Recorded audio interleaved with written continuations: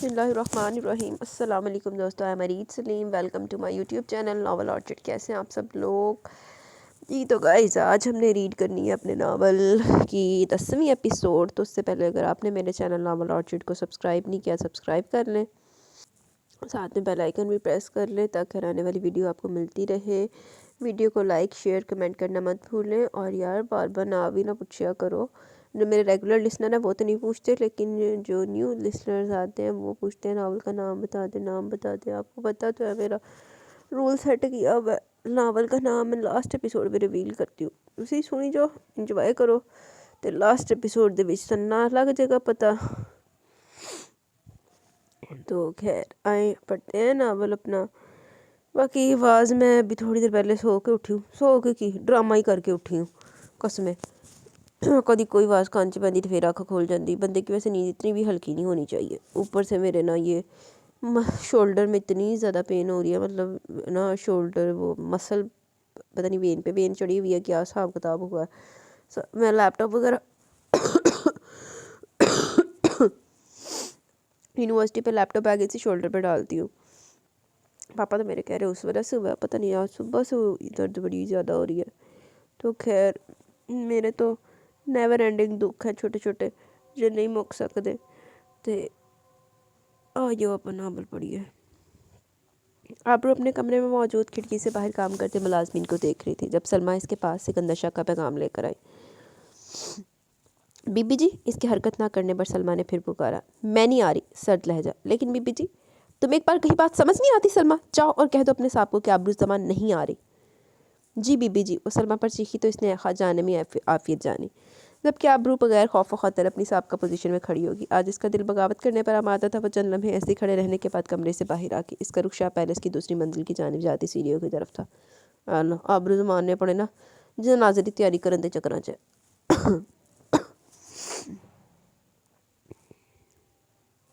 मुबारक हो आपको। मैंने सईदा भाभी को कॉल की थी, वो अपने इनकार पर बहुत शर्मिंदा हो रही थी, लेकिन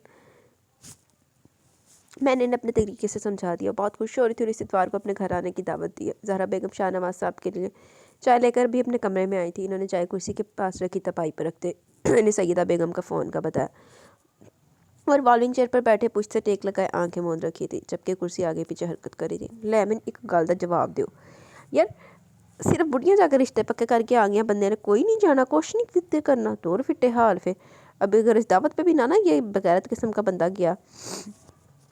नहीं यार, जाते हैं सबसे पहले मर्द जाते हैं हमारे यहाँ तो रिश्ता देखने के लिए, कि मर्द जाते हैं जाके बात बूत करके आते हैं, सारा कुछ होता है, फिर फैमिलीज़ में आते हैं, फैमिली का बायोडाटा करते हैं। लेकिन हाँ बखरी सैन सा। शाह जी, इनके जवाब न देने पर ज़हरा बेगम ने इनके कंधे पर हाथ रखा। कुर्सी की हरकत रुक चुकी थी। हाँ आप, क्या हुआ? वो दोनों हाथ चेहरे पर फेरते हुए सीधे होकर बैठ गए। चाय ठंडी हो रही है। ज़हरा बेगम चंद पल अपने शरीक हयात को देखती रही। चाय की प्याली ने थमाई और खुद कुर्सी लेके इनके पास बैठ गई। इनके चेहरे पर थकन के वाज़े असरात थे। तो थोड़ी जिन्हें लानत थे असरात भी होंगे। क्या हुआ ज़हरा, आपकी तबीयत तो ठीक है? इनके लहजे में अपनी शरीक हयात के लिए फ़िक्र थी। नहीं मैं ठीक नहीं हूँ, संजीदा अंदाज। क्यों, क्या हुआ? आपको बुखार है तो दवाई लेनी थी ना। ज़हरा आप अपने बारे में बहुत लापरवाह हैं। शाहनवाज साहब ने हाथ इनके माथे तक ले जाते इन्हें हल्का सा घूरा, लेकिन ज़हरा बेगम की हरकत में कोई फ़र्क नहीं आया। अरे बुखार तो नहीं है, फिर क्या हुआ?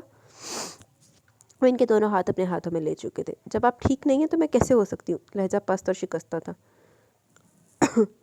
अगर आप ठीक हैं तो मुझे ठीक और खुश क्यों नहीं दिखते? नहीं, क्या मतलब मुझे क्या होना है? मैं तो बिल्कुल ठीक हूँ। फ़ौरन अपना दफा किया। अगर आप ठीक हैं तो मुझे ठीक और खुश क्यों नहीं दिखते? क्यों हर पल आपकी आंखें वैरान, दिल परेशान, जहनी दबाव, टेंशन का शिकार, हर वक्त दिमागी तौर पर गायब रहना? क्यों शाह जी, क्या वजह इस सब की? क्यों आप हर वक्त खोए खोए रहते हैं? हमारी 32 साल की रफ़ाकत में मैंने हर पल आपको इसी पोजीशन में देखा। क्या मेरे प्यार में कोई कमी रह गई, या आपके नज़दीक हमारा रिश्ता इतना पायदार नहीं कि आप मुझे कुछ भी मुझसे कुछ शेयर कर सकें?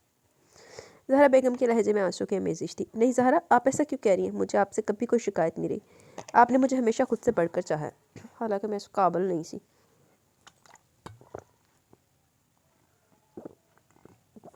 काबिल छितराने सी, लेकिन उन्हें चाहा गया। हर घड़ी हर पल मुझे अपनी मोहब्बत से समेटा। आप मेरे लिए अल्लाह का इनाम है और इसके लिए मैं अल्लाह का जितना भी शुक्र अदा करूँ कम है। आप मेरी ज़िंदगी का सबसे खूबसूरत फ़ैसला है। ये सब आपका वहम है। वो इनकी आंखों में देखकर बोलते इनके हाथ हौले हौले दबा रहे थे। ये मेरा वहम नहीं है, हारा हुआ अंदाज था। शाहनवाज चंद पल इसी खामोशी से देखने के बाद अपना सर कुर्सी से रखा गए। ज़हरा बेगम काफ़ी देर इनके बोलने की मुंतज़िर रही। इन्हें खामोश देखकर मायूसी से उठ गई, लेकिन एक कदम आगे बढ़ते इनका बाजू शाहनवाज साहब के हाथ में था। इन्होंने सवालिया नज़रों से देखा। अगर आपको पता चले कि मैं एक अच्छा इंसान नहीं हूँ तो आपको कैसा लगेगा? इनके सवाल पर ज़हरा बेगम दोबारा कुर्सी पर बैठ के उनके हाथ अपने हाथों में ले लिए। मुझे कुछ नहीं लगेगा, क्योंकि मैंने हमारे साथ एक साथ बताए हर लम्हे में आपको हमेशा अच्छा और बहुत अच्छा पाया। बारों पावे लानता समेट के आया होवे तो तू अच्छा तो बहुत अच्छा पाया। अगर पता चले मैं गुनाहगार हूँ। एक और सवाल हुआ। जहाँ इंसान से गुनाह होता है वहाँ अल्लाह ने तौबा का दर भी रखा है, तो इससे गुनाह की बख्शिश की तलब करनी चाहिए। बेशक वो माफ़ करने वाला। अगर माफ़ी ना मिल रही हो, शाहनवाज साहब अपने दिल की हर बंद गिरा को खोलना चाहते थे। फिर टट्ठे खूह च जा, वो गाना नहीं, आना ही ते आ बलिए नहीं ते टट्ठे खूह विच जा बलिए। मैं नहीं मानती कि हम अल्लाह से तौबा का सवाल करें और वो कबूल ना करें, क्योंकि अल्लाह दिलों के भेद खूब जानता है। सच्चे दिल से की गई तौबा को कभी रद्द नहीं करता। अगर मेरा गुनाह बहुत बड़ा हो, नाकाबिले माफ़ी। एक और सवाल हो। अल्लाह अज़्ज़वजल की रहमत से बड़ा नहीं हो सकता। वो खुद फरमाता है, कोई है जो मांगे और मैं इसे ना दूँ, और जो अपनी तरफ से होने वाले गुनाह को जान ले तो खुद ख्वाह वो सगीरा हो या कबीरा, तौबा का दरवाज़ा हर वक्त खुला है और आपको अल्लाह की शान देकर माफ़ी मांगनी चाहिए, अपना गुनाह देख कर नहीं। अगर मैं किसी का मुजरिम हूँ, सवाल हुआ, तो जुर्म की नौयत जाने और जिसके साथ आप जुर्म के गुनाह के मुर्तकिब ठहरें, इससे भी माफ़ी तलब करें। इस तरह यकीनन अल्लाह भी आपको जल्दी माफ़ कर देगा। ज़हरा बेगम का लहजा तासीर से भरा मीठा लहजा था। अगर कभी आपके सामने मेरा माजी आ जाए। इनके सवाल पर ज़हरा बेगम को इनके चेहरे पर एक साया लहराता महसूस हुआ। हर इंसान का एक माजी होता है, अच्छा या बुरा, खुशियों से भरा या जिसमें गमों का ठिकाना रहा हो। वो इंसान बहुत नादान होता है जो अपने मारी से सीखता तो है, लेकिन फिर वही गलतियाँ दोबारा करता है। और वो इंसान इससे भी बड़ा नादान होता है जो मारी से सीख कर भी बार बार नई गलतियों को मर्तकब ठहरता है। लेकिन अगर आपने अपने मारी से सीखकर वो गलतियाँ दोबारा नहीं दोहराई तो आपको खुश और मुतमिन रहना चाहिए। लेकिन अब ये आपकी बदकिस्मती कि आप एक हॉल में बंद पलट पलट कर पीछे देखते खुद को मजीद अजियत से दो चार कर रहे हैं।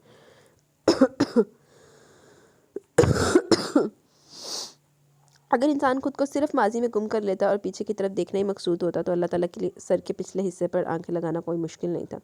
लेकिन इसने पेशानी पर सामने की तरफ दी कि आगे देखकर आगे बढ़ सके। इन्होंने हनकारा भरते हुए गहरा सांस लिया तो ज़हरा बेगम ने इनका हाथ एक बार फिर थाम लिया। वैसे ज़हरा बेगम वास्ते ना मैंने वो कमर्शियल याद आ रही, बड़ी बड़ी बातें करते थे साला सौन तला अन्नी दिए वो वैसे ही अगे उसको मुतमईन करी जा रही है। नहीं ठीक है, तौबा की तरफ जा रहा है तो तौबा करे ना, अपने गुनाहों की माफ़ी मांगे, हर चीज़ करे, लेकिन गुनाह को तो उसका वाकई बहुत बड़ा है। शाह जी, अगर आपको लगता है कि माजी में आपसे कुछ हुआ है सच जिसका पछतावा आपको अभी तक है, तो आप इस इंसान को ढूंढने की कोशिश करते हैं ना, वो होगा तो इस धरती पर मौजूद। ज़हरा, मैंने बहुत ढूंढा इसे और ये तलाश अभी तक जारी है, लेकिन वो कहीं नहीं है। मैं इससे मिलकर अपने गुनाहों की माफ़ी मांगना चाहता हूँ, अपना जुर्म कबूल करके इसे सज़ा सुनना चाहता हूँ। शायद तभी मैं सुकून से मर सकूँगा। शाह जी, अल्लाह ना करे आपको कुछ हो। ज़हरा बेगम का दिल दहल गया, इनके अंदर बेचैनी बढ़ने लगी। आहो तेरा शाह जी पक्का वीज़ा लगा के आया ना। मीनू नहीं, मुझे सख्त बुरा लगता है ये दोनों शाह बाप बेटा। आप अल्लाह की रहमत से मायूस ना हो, वो अपने बंदे को इसकी ताकत से ज़्यादा नहीं आजमाता। आपकी आजमाइश भी इंशाल्लाह बहुत जल्द ख़त्म होगी। ज़हरा, मेरे सुकून के लिए दुआ किया करे ना। मेरी हर दुआ हमेशा आपके लिए और बच्चों के लिए। और अब मैं दुआ करूँगी अल्लाह पाक जल्द से जल्द इस हस्ती को आपके रूबरू ले। ज़हरा बेगम ने इनके हाथों पर अपने लब रखते हुए कहा। इन्होंने रोमांटिक सीन चल पे थे। शाहनवाज साहब इसी पोजीशन में बैठे थे, आंसू कतरा कतरा इनकी आंखों से फिसल रहे थे। इनके आंसू पर ज़हरा बेगम का दिल कटने लगा। इन्होंने देखा एक भरपूर मर्द किस तरह रो रहा था। बुढ़ा, कौन कहता है मर्द नहीं रोता? रोता है जब कर्ब की इंतहा को पहुंच जाता है। इसने कुछ तो ऐसा खोया होता है जो कभी संभाल के रखा होता है। कोई ख्वाब तो इसकी आंखों से बिखरा होगा, कोई दुख तो होगा जिसने इसकी रुख अंदर तक छलनी किया होगा। तो बगैरतियाँ मारोगे तो फिर यही कुछ तो होएगा ना। फिर कौन कहता है कि मर्द नहीं रोता? शाहनवाज रज़ा मीर भी तो मर्द था जो पूरे कद के साथ रो रहा था, बहुत ज़्यादा बेतहाशा रो रहा था, और उन्हें भी इनका साथ इनकी शरीक हयात भी दे रही थी। वो इन्हें रोने देना चाहती थी, इनके अंदर मंजमद गुबार को बह देना चाहती थी जो सालों से इसकी सी लावे की तरह पक रहा था। वो जानती थी वो अपनी ज़िंदगी किस करब से गुजारे हैं। वो जानती थी किस तरह शाहनवाज साहब पूरी पूरी रात जाए नमाज पर रोते हुए गुजार रही है। एक अरसे से नींद इनकी आंखों से कौन सा दूर थी। तेरा इलाज ही यही सी। मम्मा, मैं ठीक हूँ ज़हरा, आपने मेरा दुख बांट कर मेरे दिलो दिमाग पर छाया गुबार आधा कम कर दिया। काफ़ी देर छाई खामोशी को शाहनवाज साहब की आवाज़ ने तोड़ा तो ज़हरा बेगम ने इनके चेहरे की तरफ देखा जिनकी आंखें लाल अंगारा बनी हुई थी और कुछ दुख और पछतावों के साए लहरा रहे थे। ये चाय ठंडी होगी, आप और लेके आए, अपने लिए भी लाइएगा। इन्होंने ज़हरा बेगम को भरपूर निगाह से देखते हुए कहा। हाँ ले भी ताड़ो ताड़ी तो बाज नहीं आंदा। जी जी मैं अभी नहीं बना के लाती हूँ। ज़हरा बेगम ने ठंडी चाय वाला कप ट्रे में रखा और बाहर निकल गई। जबकि शाहनवाज ने कुर्सी के पुर्श से टेक लगाए आंखें मूंद ली। अजब दिल नशीनी है ज़ख्म को रेतना, फिर दिल फरेबी से अश्क बहाना, फिर हंसकर अश्क पोशी करना, फिर दीद से माजी का नज़ारा करना। वो अपने ध्यान में सीढ़ियों में बैठी लॉन में मसरूफ़ दीनू बाबा को देख रही थी जब किसी ने से बालू से दबोच कर एक झटके से सीधा गया। वो इस अचानक हमले के लिए तैयार नहीं थी। झटका लगने से इसका पाँव बुरी तरह मुड़ा तो इसके मुंह से कराह निकली। सिकंदर शाह ने इसकी परवाह किए बगैर बेदर्दी से अपने सामने कर लिया। आबरू को अपने बाजू में पेवस्त इसके हाथों की उंगलियां सख्त तकलीफ से दो चार कर गई। इसे लगा ये उंगलियां इसके बाजू का गोश्त चीरती हड्डियों तक को मुतासिर कर रही हैं। उंगलियां सीखे कोई सीखा क्या सीख, तुम्हारी हिम्मत भी कैसे हुई मेरी बात ना मानने की। सिकंदर शाह के धाड़ पर आबरू ने इसकी आंखों में देखा जिनसे चिंगारियां फूट रही थी, लेकिन आज आबरू को इन आंखों से कोई डर कोई खौफ महसूस नहीं हुआ था। क्या बदतमीजी है ये, बाजू छोड़े मेरा, वो बिला खौफ खतर बोली। मेरी बात का जवाब दो आबरू जमान। आबरू सिकंदर शाह के नाम से पुकारा करो मुझे। जब नफरत करते हो मेरे बाप से, मेरे दिल और दिमाग से इसका नक्श तक मिटा देना चाहते हो तो क्यों बुलाते हो मुझे Abroo Zaman. Shut up, just shut up Abroo. इससे पहले सिकंदर शाह का भारी हाथ इसके मुंह पर अपना वार दिखा था। आबरू ने इसे हवा में रोक लिया। नहीं सिकंदर शाह, अब नहीं, बहुत उठा लिया तुमने मुझ पर हाथ और बहुत सह लिया मैंने, अब और नहीं। ये खेल यहीं पर ख़त्म हुआ। नफरत करते हो ना मुझसे, अपना गुलाम बनाना चाहते हो ना, अपने हर हुक्म का ताबे बनाना चाहते हो ना, मेरी ज़िंदगी मेरे वजूद यहाँ तक कि मेरी सांसों पर भी हुक्मरानी चाहते हो ना, तो लो, मैं आज और अभी से तुम्हारे हर हुक्म हर फैसले को मुस्तरद करती हूँ, रद्द करती हूँ तुम्हारी दी हुई हर डील को। आबरू इसका हाथ झटकती गुस्से से गुर्राई। तो आसपास काम करते मुलाजमी ने नहीं हुए एक दूसरे पर चिल्लाते देकर क्वार्टर्स की तरफ चल दिए। जबकि सिकंदर शाह की आंखों का रंग फौरन बदला। वो अपना गुस्सा भुलाए दोनों हाथ सीने पर बांधे इस पफरी हुई शेरनी को देखकर महसूस होने लगा। अरे वाह भाई, शेरनी तो वाकई शेरनी बन गई, और वो भी पफरी हुई, जो अपनी राह में हाल किसी को भी चीट फाड़ कर रख देने के दर पे है। यहाँ तक कि शेर को भी। बहुत खूब, लेकिन वो क्या है ना डियर, शेरनी चाहे जितनी भी खूनख्वारी क्यों ना हो, बिलाकर शेर से हार ही जाती है। सिकंदर शाह ने आगे बढ़ते इसके चेहरे पर उंगली रखी थी कि आबरू से बुरी तरह झटक कर फासला बढ़ा गई। दूर रहो सिकंदर शाह। और ये बात सिकंदर शाह की वाज़ेह हित तक थी। इसने आबरू को एक झटके से अपनी तरफ खींचा और इसकी कमर के गिर्द बाजू डाले खुद से करीब कर लिया। छोड़ो मुझे सिकंदर शाह। इसने खुद को छुड़वाने के चक्कर में इसके चौड़े सीने पर मुक्कों की बरसात कर दी, लेकिन सिकंदर शाह की ग्रिप ढीली न पड़ी। अलबत्ता इसके दोनों हाथ पुष्ट पर ले जाते इसकी मज़ाहमत की सारी राहें बंद कर दी। तुम्हें क्या लगता है सिकंदर शाह कि मात हमेशा शेरनी को ही होती है? तो एक बात आज अपने शातिर दिमाग में बिठा लो। इसके शातिर कहने पर सिकंदर शाह के लब मस्काए, जबकि ज़हीन आंखों में चमक उभरी कि अगर मात शेरनी को होती है तो इतनी आसानी से जीतने वो शेर को भी नहीं देती। वो खुद तो मौत के घाट उतारते शेर को भी इस हद तक लाचार ज़रूर कर देती कि वो बच जाने की सूरत में अपने जिस्म को खुद ही नोच नोच कर खाने लगे, या फिर मेरी तरह एक और शेरनी का शिकार बन जाए, क्योंकि जब तक वो मुकाबले की हिम्मत भी हार चुका होता है। ओफो शेरनी, तुम तो इतना सा दर्द नहीं बर्दाश्त कर पा रही, कहाँ मेरे मुकाबले आने के ख्वाब। शाह ने अपनी सख्त करीब से इसके चेहरे पर फैलते दर्द के साथ पे चोट की अब भी चेहरा फेर गई। अच्छा सुनो, ये एकदम से इतनी एनर्जी कहाँ से आ गई? रात वाली सज़ा भूल गई हो या? इसने बात अधूरी छोड़ दी। रात वाली सज़ा ही तो नहीं भूली, बल्कि नहीं, मैं अब इस जहन्नुम और तुम्हारी संकट में गुजरा क़यामत का एक एक पल भी नहीं भूली, इस अजियत का एक लम्हा भी नहीं भूली, और ना ही तुम्हें भूलने दूंगी। क्यों खुद की दुश्मन बनने पर तुली हो? क्यों चाहती हो कि मैं तुम्हें अपना दूसरा रूप भी दिखा दूँ? सिकंदर शाह के सद लहजे में इसके लिए वार्निंग थी। अच्छा, और कितने भयानक रूप है तुम्हारे सिकंदर शाह। मैं बहुत सारे भी देखना चाहूँगी कि तुम किस हद तक गिर सकते हो। Shut up, just shut up. Shah ने इसके मुंह पर थप्पड़ रसीद करते झटके से छोड़ा तो वो लहराते हुए ज़मीन पर गिरी। इसकी कमर में दर्द उठा भी वो संभल भी ना पाई थी जब शाह ने इसके पास पाँव पर जोर डाल के बैठे इसका मुंह अपने हाथ की सख्त गिरफ्त में जकड़ लिया। चुप, बिल्कुल चुप, बहुत सुन ली तुम्हारी बकवास। अब अगर तुम एक लफ्ज़ भी बोली तो मैं तुम्हारी ज़ुबान खींच लूँगा। तुम शायद भूल रही हो कि मैं तुम्हारे साथ क्या क्या कर सकता हूँ। तुम्हारे हक़ में बेहतर यही कि मुझे दोबारा इस रूप में ना दिखो। इंतहाई नफ़रत है मुझे ज़ुबान दराज औरत से। कहीं ऐसा ना हो कि ज़ुबान भी कटवा बैठो। और क्या मुझे दोबारा तुम्हें असबर करवाना पड़ेगा मैं तुम्हारे घर वालों के साथ क्या कर सकता हूँ? सिकंदर शाह की आंखों और ज़ुबान से चिंगारियाँ निकल रही थी। इसकी गर्दन की रगें उभर रही थी। इसने झटके से इसका मुँह छोड़ा और बड़े बड़े डग भरता अंदर की तरफ बढ़ गया। आबरू वहीं बैठी अपना सर घुटनों में छुपा इससे सक पड़ी। सिकंदर शाह आबरू का दिमाग ठिकाने लगाने के बाद गाड़ी लेकर निकला था। बिला मकसद सड़कों पर गाड़ी दौड़ाने के बाद मिलाकर 3 घंटे बाद इसकी वापसी हुई, लेकिन कमरे में आबरू की गैर मौजूदगी ने एक बार फिर इसका पारा आसमान पर चढ़ा दिया। वो सिगरेट की डब्बी, मोबाइल और कीज बेड पर फेंकता बाहर आ गया। सलमा, सलमा, आबरू कहाँ है? जी साहब, इसकी थर्ड पर सलमा बोतल की जिन की तरह हाजिर हुई। आबरू कहाँ है? इसे फ़ौरन मेरे कमरे में भेजो। शाह की आंखों में शरारे उभर रहे थे। साहब जी, बीबी जी अपने कमरे में। हमने बहुत आवाज़ दी लेकिन वरना खाने के लिए आई और ना ही दरवाज़ा खोला। सलमा ने डरते डरते बताया। मेरे बेड की साइड दराज से कीज़ लेके आओ। सलमा ने हुक्म पर कमरे की तरफ दौड़ लगाई लेकिन हर दराज खंगालने पर इसे कहीं कोई कीज़ ना मिली। बहुत अच्छे साहब, वहाँ कोई कीज़ नहीं है, इसने सहमे अंदाज में बताया। निगाह झुका रखी थी जबकि टांगे कपा रही थी। शट अप, अंधी हो क्या? दफ़ा हो जाए यहाँ से। शक्ल गुम करो अपनी, एक भी काम के नहीं हो, सबके सब बेकार, मुफ्तखोर। शाह अपना गुस्सा इस पर निकालता कमरे में आ गया लेकिन इसे भी कीज़ कहीं नहीं मिली। वो गुस्से से भुनाता कमरे के चक्कर काटने लगा। अब उसकी बर्दाश्त का इम्तिहान लेकर अपने हक में बहुत बुरा करवा चुकी थी। पहले तो कड़ा चंगा दे हक दे विच बेगैरता। ओह, मतलब आबरू जमान, तुम वाकई जंग चाहती हो जिसका आगाज़ तुम कीस को छुपा के कर चुकी हो। ओके, मैं भी देखता हूँ आखिर मुझ पर हाथ डालने वाला कितनी भयानक मौत मरता है। तू ही मर जा। आबरू, मना लो आज की आखिरी पुरसकून रात, इसके बाद मौत भी तुमसे पनाह मांगेगी। तुम्हारी ज़िंदगी का हर पल घुट घुट के जीने पर मजबूर ना कर दिया तो मेरा नाम सिकंदर शाह नहीं। वो जलती सिगरेट का धुआं हवा में छोड़ते अपनी प्लानिंग को तरतीब दे रहा था। इसका खतरनाक हद तक सुरख चेहरा इसके अंदर तूफान का पता दे रहा था। मेरा अकीदा, मेरी अकीदत, मेरी चाहत, मेरी मोहब्बत, जो लफ्ज़ देखूँ तो हज़ार हैं और अगर समेट दूँ तो सिर्फ तुम। हया गहरी नींद में थी जब मोबाइल की थरथराहट ने इसकी नींद में खलल डाला। इसने सराहने पड़े मोबाइल को एक आंख खोले देखा तो साथ के मैसेज का नोटिफिकेशन देखकर इसके लबों पर मुस्कुराहट उभरी। रात के 1 बजे? साथ साहब को क्या हुआ?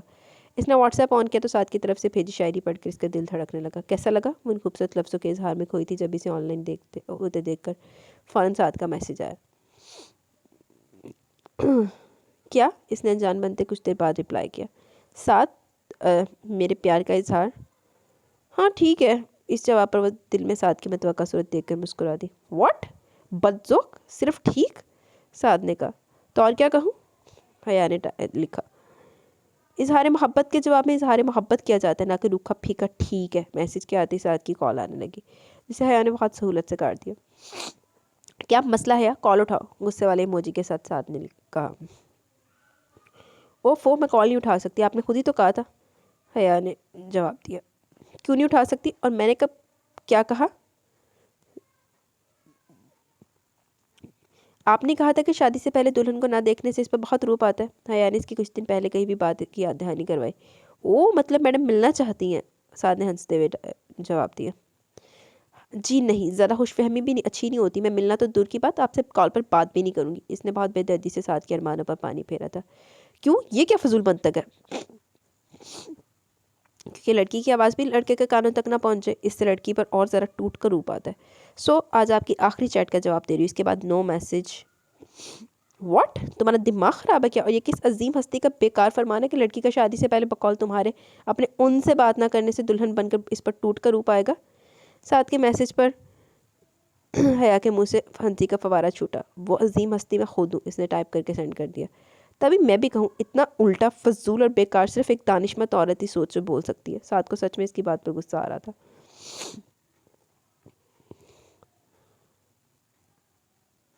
बस कभी गरूर नहीं किया। अच्छा अल्लाह हाफिज़, मैं सोने लगी हूँ। लेके आधी रात को नींद ख़राब कर दी। हया को इसके अगले रिप्लाई का सोच कर ही हंसी आ गई। नहीं हया प्लीज़, नो अल्लाह हाफिज़। ओके, अगर तुम कॉल पर बात नहीं करना चाहती तो मैं मैसेज पर ही कर लेता हूँ, लेकिन सोना नहीं प्लीज़, मुझे नींद नहीं आ रही। बहुत सारे सैड इमोजी। हया इसकी हालत से बहुत महसूस हो रही थी। लेकिन मुझे बहुत सख्त नींद आ रही है। अगर आपको नहीं आ रही तो उठें, वज़ू करें और कुरान पाक पढ़ें, फिर तहज्जुद का वक्त हो जाएगा, वो पढ़कर नमाज़ पढ़कर बाहर लॉन में जाएं और उछल कूद करते छलांगे लगाएं। थकावट होगी तो बहुत मज़ेदार नींद आएगी। है बहुत बहुत बुरी हो तुम, बहुत जालिम। साथ को इसकी छलांगों वाली बात पर जी भर के गुस्सा है, लेकिन वो दूर बैठा सवाए कुड़ने के कुछ नहीं कर सकता था। जी सर, आपसे थोड़ी कम। शब बखैर, अल्लाह हाफिज़। ओके, बहुत से सैड और रोने वाले इमोजी के साथ साथ ने जवाब दिया। हया ने मैसेज पढ़ा, मोबाइल तकिए के नीचे रखा और मुस्कुराते हुए आंखें मूंद की। अब नींद आना मुश्किल था तो फिर कर लेंदी वो दिनों। तुम आज जो सारे हिसाब चुकते करूँगा। दूसरी तरफ साथ ने सोचते हुए मोबाइल रखा तो क्या बाहों में भेजे मुस्कुरा दिया। तो भी अद्धी रात नींद ख़राब करना पे मेरे वक्त रीति तो कोई मैंने मैसेज करे ना, मेरी इसके साथ लड़ाई पक्की है, कन्फर्म है। अगर मैं कभी सोते वक्त नेट ऑफ करना भूल जाओ ना, मुझे किसी का मैसेज आ जाए तो या मैंने किसी की कॉल आई है, आए हाय हाय, उस बंदे की अगले दी हार जाती, मेरी उधर कन्फर्म लड़ाई है। आपने जो सिकंदर शाह के इसके कमरे में आने की मुंतज़िर थी, इसके बंद दरवाजे को न खोलने पर शाह का कुड़ना, इसे मार देने की धमकी देना, वो सब कुछ प्लान कर चुकी थी कि सिकंदर शाह को किस तरह नीचा दिखाना। लेकिन इस पर हैरत के पहाड़ तब टूटे जब सिकंदर शाह नहीं आया। वो बेचारी से कमर में चक्कर काटती भूख से बेहाल हो रही थी। उफ, गुस्से में कुछ खाया भी नहीं, चलो अभी खा लेती हूँ, वैसे भी एक बच्चा और सिकंदर शाह अपने कमरे में दफन होगा, इसकी मनहूस शक्ल का दीदार नहीं होगा। वो सोचती हुई किचन में आ गई, खाने की तलाश में निगाह दौड़ाई तो कुछ खास नहीं था। हालांकि हर रोज़ वसी मिकदार में खाना बनाया जाता था, लेकिन ये शाह पैलेस में कानून था कि सिकंदर शाह के खाना खा लेने के बाद बचा हुआ खिलाना मुलाजमीन को दिया जाता। यहाँ का कोई मुलाजिम कभी भूखा नहीं रहा था। जब आबरू को कुछ ना मिला तो इसने चाय बनाई और कैबिन में रखे कोकोनट बिस्किट का डब्बा निकाला और वहीं शेल्फ के पास खड़ी दिलजमी से खाने लगी।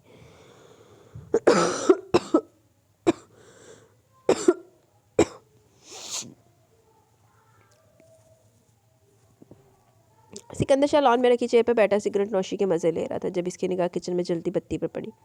इस वक्त कौन हो सकता है?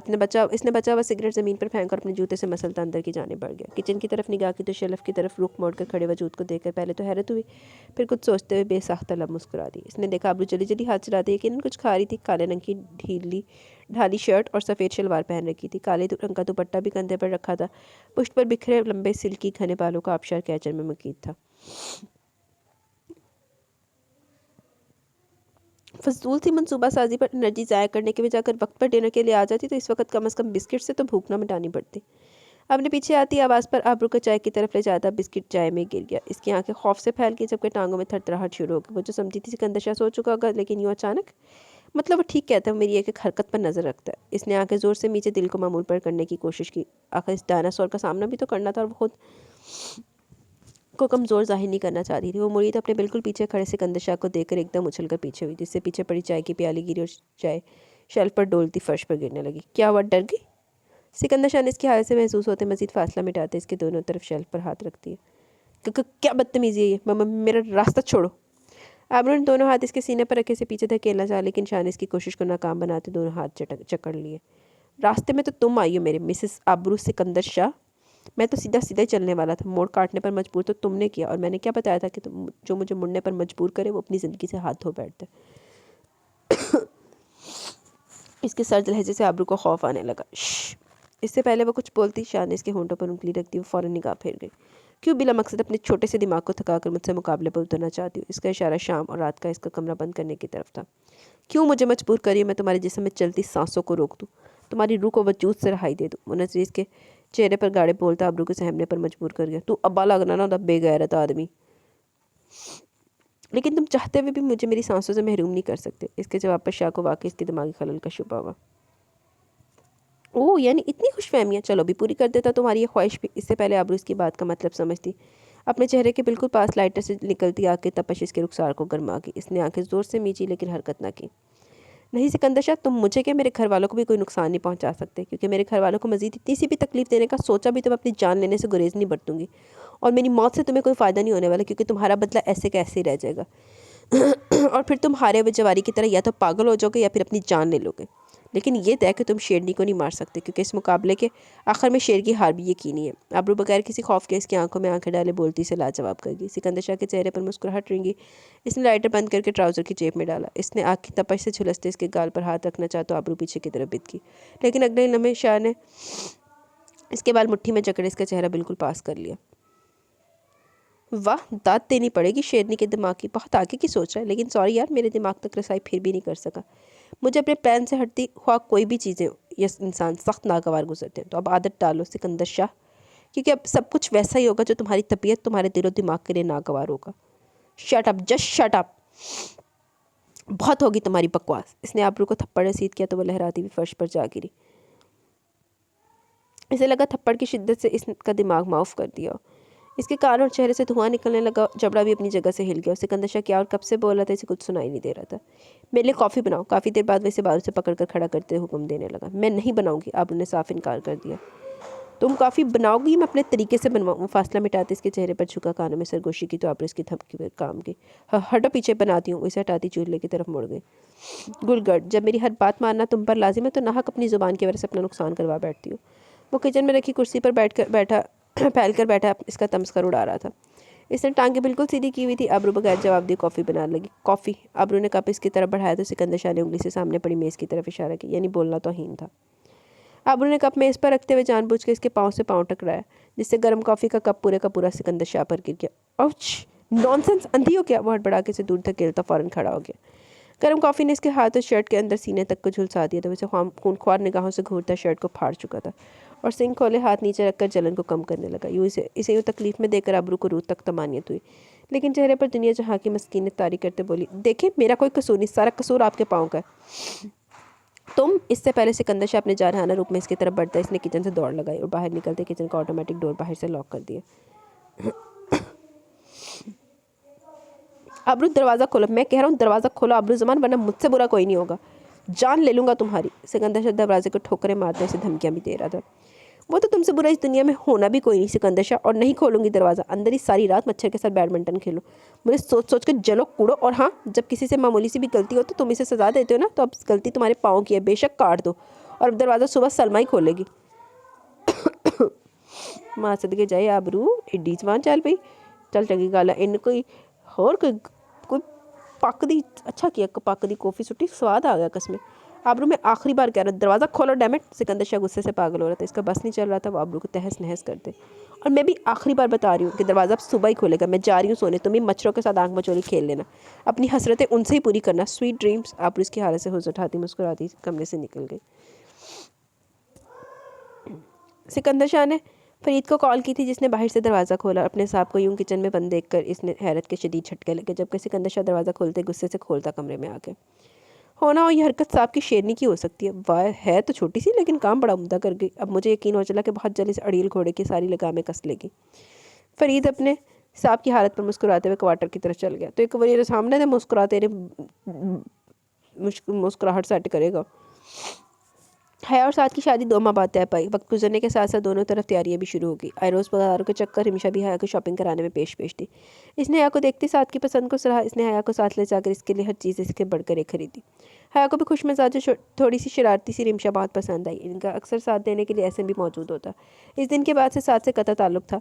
साथ ने बहुत मैसेजेस कॉल्स की, लेकिन हया ने नहीं उठाई, जिससे साथ ने नाराज़गी के तौर पर अब कॉल या मैसेजेस करना छोड़ दिए थे। ज़माने अहमद एक बार फिर अपनी बेटी के होने वाले ससुराल नहीं जा सके थे, वजह इनकी तबीयत की खराबी थी।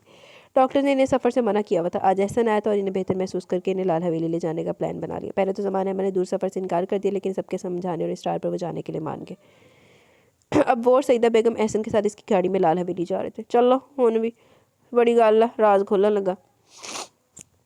सिकंदर शाह काफ़ी कोशिशों के बाद बिना आंटी अंकल और ज़फ़र की नाराज़गी ख़त्म करने में कामयाब हो सका। ऑफिस से वापसी पर आए रोज़ वो यहाँ मौजूद होता, कभी आशू कभी ज़फ़र और तलाल के साथ बाहर डिनर करना। आशू लोग सभी से एक बार फिर देखकर बहुत खुश थे। बिना आंटी से बहुत बार आबरू को साथ लाने का कह चुकी थी, लेकिन वो सदा का अपनी ज़िद का पक्का हमेशा इनका कहारत कर देता। वो खुद यहाँ हर दूसरे दिन इसलिए पाया जाता ताकि बिना आंटी आशू शाह पैलेस ना आ सके। वो नहीं चाहता था कि आबरू ने काफ़ी दिनों से जो रविश अपनाई हुई इसकी आड़ में वो आशू बिना आंटी से बदतमीजी कर जाए। अगर जो ऐसा होता तो ये सब सिकंदर शाह के बर्दाश्त से बहुत बाहर था। जहाँ आबरू के साथ इसका रवैया दिन ब दिन बद से बदतरीन होता जा रहा था, वहीं वो भी ईंट का जवाब पत्थर से देती। इसने हर वो काम करना शुरू कर दिया था जिससे सिकंदर शाह को नफरत होती। कभी इसकी शर्ट जला देना, कभी कमरे की चीज़ों को जानबूझकर उलट पलट देना, कभी बदजायका कॉफ़ी बनाना, कभी खाना ख़राब कर देना, किचन को गंदा रखना, कभी शराब की पड़ी कोई बोतल सिंक में बहाकर इसकी जगह पानी भर देना। गर्ज इसने सिकंदर शाह को दिन में तारे दिखाए हुए थे, लेकिन इन सब कामों के बिगाड़ के बाद सिकंदर शाह इसे सख्त सख्त सजा देता। मारना, तशद्दुद करना, वो इसे हर तरह की अजियत से दो चार करता। लेकिन अगले ही पल आबरू से भूल कर नए मिशन का सोचने लगती। एक शेर था तो दूसरा सवा शेर। आज संडे होने की वजह से सिकंदर शाह घर पर ही था जब इसने आबरू को चाय लाने का कहा। वो चुपचाप बना लाई, लेकिन इस दिन की तराज फिर जानबूझकर वही हरकत की जिससे थोड़ी सी चाय छलक कर इसके बेदाग सफ़ेद लिबास को दागदार करके। सिकंदर शाह जारहाना इसकी तरफ बढ़ा और इसे बेतरेख मारने लगा। आबरू काफ़ी दिन बाद इसका असल जनूनी रूप देखकर खौफ आने लगा। वो रोती तड़पती से माफ़ी मांगने लगी, लेकिन सिकंदर शाह कान बंद कर चुका था। आइंदा तुम भूलना अपनी औकात, वो इसे घूरते हुए उंगली उठा के वार्न करता गाड़ी लेकर निकल गया। आबरू के जिसम में दर्द से टीसे उठ रही थी, वो मुश्किल खुद को घसीटते अपने कमरे तक आई और तब से तकिया भिगोई जा रही थी। रात होने को आई थी, ना कमरे से बाहर निकली, ना ही कोई इसके कमरे में आया। आज फिर इसे अपने घर वाले बहुत याद आ रहे थे। वो इन्हें याद करते आंसू बहा रही थी जब किसी ने इसे बाजू से खींच कर उठाया। रोने की शिद्दत से इसका नाक, गाल और आंखें गहरी सुर्ख हो रही थी। चेहरे पर थप्पड़ के निशान बाजे थे। इसने सिकंदर शाह की तरफ नहीं देखा। अगर मातम ख़त्म हो गया तो 10 मिनट में फ्रेश होकर कमरे में आओ। 10 मिनट मतलब 10 मिनट, नहीं तो 11वें मिनट में मुझे दोबारा आना पड़ेगा। शाह ने इसके चेहरे पर निगाहें टकाए हुक्म दिए। मैं नहीं आऊँगी। आबरू गुस्से से चिल्लाई, बेताब आंसू गाल पर बह गया। तुम क्या, तुम्हारे अच्छे भी आएंगे। वैसे बारू से जकड़े कुर्राया। आबरू के सर में दर्द की लहर उठी। आउच, छोड़ो मुझे वहशी, मुझे दर्द हो रहा है। इसके चेहरे पर दर्द के बेपनाह तासुरात थे। तुम आओगी या? वो चिल्लाते हुए बात अधूरी छोड़ के, आती हूँ, प्लीज़ मेरे बात छोड़ दो। मुझे बहुत दर्द हो रहा है। वो फूट फूट कर रो दी। इसने झटके से बाल छोड़कर कमरे से निकल गए, लेकिन जाने से पहले वार्न करना नहीं भूला, सिर्फ 10 मिनट और अब तुम अपना टाइम ज़ाया करियो। इसका इशारा इसके रोने की तरफ बाहर निकल गया। आबरू के पास सवाई इसकी बात मानने की कोई चारा नहीं था। वो कमरे में भी बंद नहीं रह सकती थी, क्योंकि इस दिन के बाद इतने सिकंदर शाह इसके कमरे के दरवाजे की लॉक को चटकनी हटा चुका था। आबरू को इसकी रात भर की कुर्बत का सोच कर ही वहशत होने लगी। इसका बस नहीं चला था वो खुद को ख़त्म कर ले। वो वॉशरूम में गई, मुंह पर ठंडे पानी की छींटे मारे और हाथ से कपड़ों की सलवटें दुरुस्त करती कमरे में आ गई। इस दौरान मना चाहते भी इस जल्लाद से जान छुड़ाने का सोचने लगी, ऐसा क्या करूँ कि इस रात को जालिम को रात भर बर्दाश्त न करना पड़े। वो आईने में देखती सोच रही थी जब इसके जहन में एक ख्याल आया, इसे सिकंदर शाह से जान बख्शी का ऐसा तरीका मिल गया जिससे वो खुद ही से अपने पास नहीं बुला सकेगा।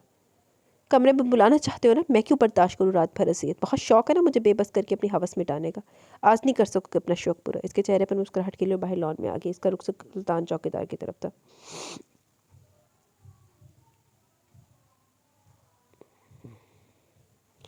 सिकंदर शाह स्टडी में था जब इसे किसी गैर मामूली भूख का एहसास हुआ। इसके साथ ही एक दो और लगातार कई छींकें आ गई। किस चीज़ की बू है? मैं मुँह पर हाथ रखे कमरे में आया तो यहाँ से भी वही मखसूस स्मेल आ रही थी। तुमने यहाँ क्या फेंका? किस चीज़ की बू है ये? वो बेड पर विराजमान आबरू की तरफ पड़ा। इसके साथ इसकी आंखों में जलन और छींकें आने लगी। मुझे क्या पता, मैंने कुछ नहीं किया। तुम बेशक किसी भी मुलाजिम से कमरे की छानबीन करवा लो अगर जो मैंने कुछ फेंका हो। आबरू ने अपनी सफाई में कहा, जबकि शाह अभी तक इसे मशकूक नज़रों से देख रहा था। अगर ऐसा वैसा कुछ निकला तो याद रखना आज तुम ज़रूर मेरे हाथों कत्ल हो जाओगे। सिकंदर शाह धाड़ता हुआ बाहर निकल गया। हाँ हाँ, मेरे हाथों कत्ल हो जाओगी। तुम मेरे पास आ सकोगे तो ही कुछ कर सकोगे ना। इसके जाते आबरू इसकी नकल उतारती ऊंचा ऊंचा हंसने लगी। इसे सिकंदर शाह की बू से बिगड़ती हालत को देखकर हंसी कंट्रोल करना मुश्किल लगा। हाँ हाँ हाँ, अब आया ना ऊँट पहाड़ के नीचे। उफ आबरू ज़मान, ये आइडिया तुझे पहले क्यों नहीं आया? ना कितना अर्सा इस बेहुदा इंसान की दी अजियत सहती रही। इसने सिकंदर शाह को खुद से दूर रखने के लिए सब किया था। हुआ कुछ यूँ था, आबरू अपने कमरे से निकलती चौकीदार सुल्तान के पास है। इससे कोई भी तेल मांगा जिसकी स्मेल थोड़ी तेज़ हो। सुल्तान, बीबी जी बीबी जी, अगर बालों के लिए लेना तो हम आपको बाज़ार से कोई खुशबूदार तेल ला देते हैं। वैसे तो मेरे पास तारा मीरा और सरसों का खालिश तेल है, हम हमारे गांव से लाया था। हाँ, मुझे तारा मीरा का चाहिए। अबरू ने जो भी पहला नाम आया फ़ौरन बोल दिया। लेकिन बीबी जी, तारा मीरा का तेल हर किसी को रास नहीं आता जी, बहुत कड़वा होता है और बाज़ लोगों की आंखों में जलन और सर दर्द भी शुरू हो जाता है अक्सर। सुल्तान ने अपनी इन्फॉर्मेशन दी। अच्छा, दूसरा दे दे। आबरू को अपने लिए भी खतरनाक लगा, कहीं ऐसा ना हो कि शाह को सबक सिखाते उल्टे आंते गले में पड़ जाए। नहीं बीबी जी, सरसों का हम आपको नहीं दे सकते, इसलिए बोला कि बाजार से खुशबू वाला ला देता। क्यों, सरसों का क्यों नहीं दे सकते? आबरू इसकी ये भी ना देने की मंतक जानना चाहती थी। वो इसलिए बीबी जी कि हमारे साहब को इससे बहुत सख्त एलर्जी है। इन्हें मीलों दूर से भी सरसों के तेल की बू आए तो इन्हें छींगे और आंखों में जलन और तबीयत बिगड़ना शुरू हो जाती है, इसलिए वो हम आपको नहीं दे सकता। अरे यही तो मैं चाहती हूँ। आबरू दिल में मुस्कुराई। अरे सुल्तान, मुझे पता है आपके साहब को इससे एलर्जी है, लेकिन मेरे कमरे में मेज़ पर कोई चीज़ गिर के बिल्कुल सख्त हो गई है और मैंने अभी भी टीवी पर देखा कि सरसों का तेल लगा कर रगड़ने तो उतर जाएगा दाग। अल्लाह पाक, ये कौन सा टोटका? मैंने तो ज़िंदगी में नहीं सुना। लंबी लंबी छोड़ने पर माफ़ कर देना प्लीज़, आबरू दिल में बोली। इसलिए मांग रही हूँ और आप परेशान ना हो, आपके हिसाब से दूरी रखूँगी। बहुत ठीक है, नहीं मरता बू से। ओके बीबी जी, हम अभी लाते हैं। थोड़ी देर बाद वो तेल की बोतल ही अपने कमरे में आईने के सामने खड़ी भर भर के बालों में तेल लगा रही थी। गोया तेल ना लगा रही हो, बालों को धो रही हो। हाँ हाँ हाँ, अब मज़ा आएगा सिकंदर शाह। वो बालों की कसकर चुटिया बनाती मुस्कुरा भी रही थी। तेल वाली बोतल फिर इसकी सी नाजुक वक्त के लिए अलमारी में छुपा दी और हाथ धोती सिकंदर शाह के कमरे में आ गई। सूरत हाल बिल्कुल वैसी थी जैसा सुल्तान ने बताया। वो बेड पर बैठी मुंह के आगे हाथ रखे मुस्कुराहट रोक रही थी। सलमा पूरे कमरे की सफाई करके बड़बड़ाती हुई जा चुकी थी, लेकिन इसे कुछ भी नहीं मिला। इसे साहब पर गुस्सा भी बहुत आ रहा था जिसने फजूल में से थका दिया था। सिकंदर शाह कमरे में आया तो खुशबुओं के उमड़ते समंदर ने तबीयत पर खुशगवार असर डाला। खुशबू का दरिया यकीनन सलमा बहा कर गई थी। इसने एक निगाह बेड पर दराज आंखों पर बाजू रखे आबरू पर डाली और वॉशरूम में घुस गया। आंखों को अच्छी तरह पानी से धोकर आइस ड्रॉप्स लिए बेड पर आ गया। आबरू बाजू के नीचे इसकी सारी कार्रवाई देख रही थी। मेरी आइस में ड्रॉप्स डाल दो। मैंने क्या कहा, तुम्हें सुनाई नहीं दिया? इसे हरकत ना करते देख शान इस पर से ब्लैंकेट खींच लिया। क्या है? अच्छा, लाइन डाल देती हूँ। इसकी घुरी पर जल्दी से बोली। वो ड्रॉप्स ले इसकी तरफ बढ़ी, लेकिन अपने लंबे बालों की चुटिया आगे करना ना भूली। वो ड्रॉप्स के बहाने जानबूझकर इसके चेहरे पर झुकी, ऐसे कि इसकी चुटिया भी शाह के चेहरे से टकराई और अगले पल बैक टू बैक छींकों ने इस पर हमला कर दिया। वो फौरन आबरू को धक्का देते दूर हुआ। क्या बेहूदगी, तुमने बालों में कुछ लगाया हुआ है ना जिससे मेरी हालत ख़राब हो रही है? बताओ क्या लगा रखा है? वेट से उठता जरहाना अंदाज में बोला। मैंने तो बस ऑयलिंग की हुई और कुछ नहीं लगाया। उफ, इतने दिनों से बाल रुखे हो रहे थे। अम्मी भी मुझे हमेशा इसी बात पर डांटती थी कि आबरू बेटा, तेल बालों की गज़ा है, इनका ख्याल रखा करो। शौहर को बीवी के बाल बहुत पसंद होते हैं। आखिरी बात इसने खुद से फेंकी थी। इसने आंखें मटकाते मासूमियत से कहा, shut up, just shut up. तुम्हें अंदाज़ा भी मुझे कितनी एलर्जी है ऑयल से। फ़ौरन दफ़ा हो जाओ, अभी के अभी बाल धो के आओ। वो गुस्से से पागल होने का था। मुझे कोई इल्हाम हुआ था कि आपको फ़लाँ चीज़ से एलर्जी है, फ़लाँ से नहीं। आपको तो इंसानों से भी एलर्जी है। मज़ीद तुमने थोड़ी सी बकवास की तो इस विंडो से बाहर फेंक दूंगा। उठो, इस खबासत को उतार के आओ। मैं नहीं धो रही, आपको मसला तो आप रूम से चले जाएं। वो तड़क कर कहती बेड पर लेट के दराज हो गई। शाह का सदमे से बुरा हाल था, वो गुस्से से खोलता इसकी तरह, क्या कहा? मैं जाऊँ अपने रूम से? ये मेरा कमरा अब्रू ज़मान, तुमने नहीं धोने ना बाल तो दफ़ा हो जाओ मेरे कमरे से। मैं क्यों जाऊँ? मुझे कोई शौक नहीं था यहाँ आने का, खुद ही धमकी देकर आए थे और अब तो बिल्कुल भी नहीं जाऊँगी। आपने भी नहीं जाना तो सोफे पर सो जाए, वहाँ तक स्मेल कम ही आ जाए। तुम? शाह ने इसकी तरफ बढ़ना ही चाह के छींक के साथ आंखों में पानी भी बह निकला।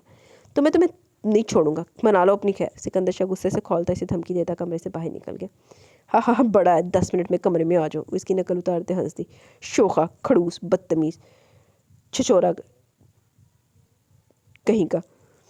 पास आ सकोगे तो नहीं छोड़ोगे ना? अब अपनी रात ज़ाया होने का मातम मनाओ, मैं तो लगी सोने। हाँ हाँ हाँ, उफ, आज काफ़ी अर्से बाद पुरसकून नींद आएगी। वो तकिए में मुँह छुपाए आंखें मूंद गई। साथ बेटा भाई साहब नहीं आए अभी, आप पता करें ना इनकी तबीयत ना ख़राब हो गई। जहाँ ज़ेब साहब और साथ से बातों में मशगूल ज़मान अहमद ने कहा, इन लोगों को आए काफ़ी वक्त हो चुका था, वो खाने से भी फारिग हो चुके थे, लेकिन शाहनवाज साहब की अभी तक डेरे से वापसी नहीं हुई। अंकल, मेरी दाद बख्श से बात हुई है, बाबा बिल्कुल ठीक है और वो लोग बस पहुँचने वाले। ले आगे बाबा, मैं देखता हूँ। गाड़ी की आवाज़ पर साथ निकल बाहर आ गया। जहाँ ज़ेब साहब ज़मान अहमद और साथ खाने के बाद मेहमान खाने में आ गए थे, जबकि ख़वातीन अंदर हवेली में मौजूद थी। अस्सलाम वालेकुम। शाहनवाज साहब ने साथ के साथ मेहमान खाने में आते सलाम किया तो ज़मान अहमद इनकी तरफ देखा, लेकिन अगले पल इनकी आंखें हैरत और खुशी से फैल गई। इनके चेहरे पर मुस्कुराहट उभरी, कुछ यही हालत शाहनवाज साहब की भी थी। दो बगैर थे कि दूजन वे के खुश हो रहे। इन्हें यकीन नहीं हो रहा था कि इनकी आंखों के सामने इनका जिगनी यार ज़मान अहमद मौजूद है। ज़मान, तुम? शायद तुम? वो दोनों वाले हाना एक दूसरे की तरफ बढ़े और एक दूसरे को बाहों में भेज लिया। यार, मुझे अभी तक यकीन नहीं आ रहा कि तुम मेरे घर में मेरी आंखों के सामने। मेरी भी क्या मत मारी गई थी, अब तो हमारा एक और मजबूत रिश्ता बन गया, लेकिन फिर भी हम दोनों ना मिल सके। और यार यकीन करो, मुझे ये जानकर और खुशी हो रही है कि है तुम्हारी बेटी अब मेरी बहू बन रही है। शाहनवाज काफ़ी दिन मेहमान खाने में गप लगाकर अब ज़मान अहमद को अपनी स्टडी रूम में ले आए। दोनों दोस्तों की खुशी दीदनी थी। सादो जहाँ ज़ेब साहब को ये भी ये जानकर खुशी हुई कि बाबर ज़मान अंकल कॉलेज ज़माने के बहुत अच्छे दोस्त थे। एक तो एक वादे की बगैरत सी। हाँ यार, तुम्हें देखकर मेरे दिल में भी एक सुकून सा उतरा। इंसान भी कब कहाँ और कैसे बिछड़ जाता है, पर यूं भी अचानक आपके रूबरू आ जाए तो वो खुशी बिना करना बहुत मुश्किल होता है, बयान करना बहुत मुश्किल होता है। ज़मान अहमद बोले, वो दोनों सोफे पर विराजमान थे। शायद तुम बहुत बदल गए हो, बहुत बुरे लग रहे हो। ज़मान अहमद ने निगाह इनके चेहरे पर टकाएगा। जवान तो तुम भी नहीं रहे, देखो खुद को, तुम्हारे वजूद, चेहरे की झुर्रियों और अंदाज से तो यूँ लगता है जैसे मीलों मुसाफत तय करने के बाद भी अभी तक सफ़र में हो। क्यों ज़मान, तुम क्यों इतना बदल गए? दोनों दोस्त एक दूसरे का हाल जानने के लिए बेचैन थे। मैं भी बताऊंगा, पहले तुम तो बताओ, कौन सी बीमारी खुद को लगा ली है? ज़मान अहमद ने इनके हाथ अपने हाथों में लेते इनकी आंखों में झांकते हुए कहा। शाहनवाज ने इनसे बिछड़ने के बाद से लेकर अब तक की हर बात, दिल अवैस की तलाश, इसका ना मिलना, ख्वाबों में अपने बेटे का आना, इसके रोने चीखने की आवाज़ें, अपना डिप्रेशन, हर बात तफसील से बताते हिचकियों से रो रहे थे।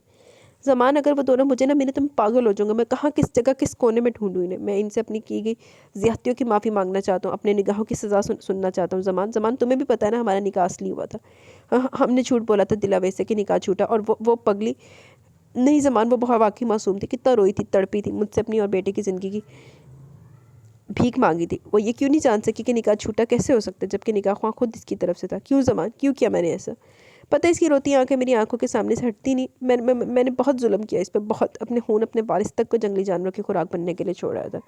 मेरे बदले की आग फिर भी नहीं बुझी थी। और तो मैंने सितारा दिल अवैस की माँ के ज़रिए से किस कदर जलील करके कोठे तक से दरबदर करवा दिया। मैं इंतकाम की आग में जलता ये तक भूल के कि वो अकेली कहाँ जाएगी, किस किस की हवस का शिकार बनेगी। मेरे वैश्यों ने किस किस तरह इसके हुस्न, इसकी खूबसूरती को रोंदा होगा, और अब तक जिंदा भी होगी या किसी ने इसकी सांसें तक छीन ली होगी। नहीं ज़मान, वो मुझे सजा दिए बगैर इस दुनिया से नहीं जा सकती, नहीं जा सकती।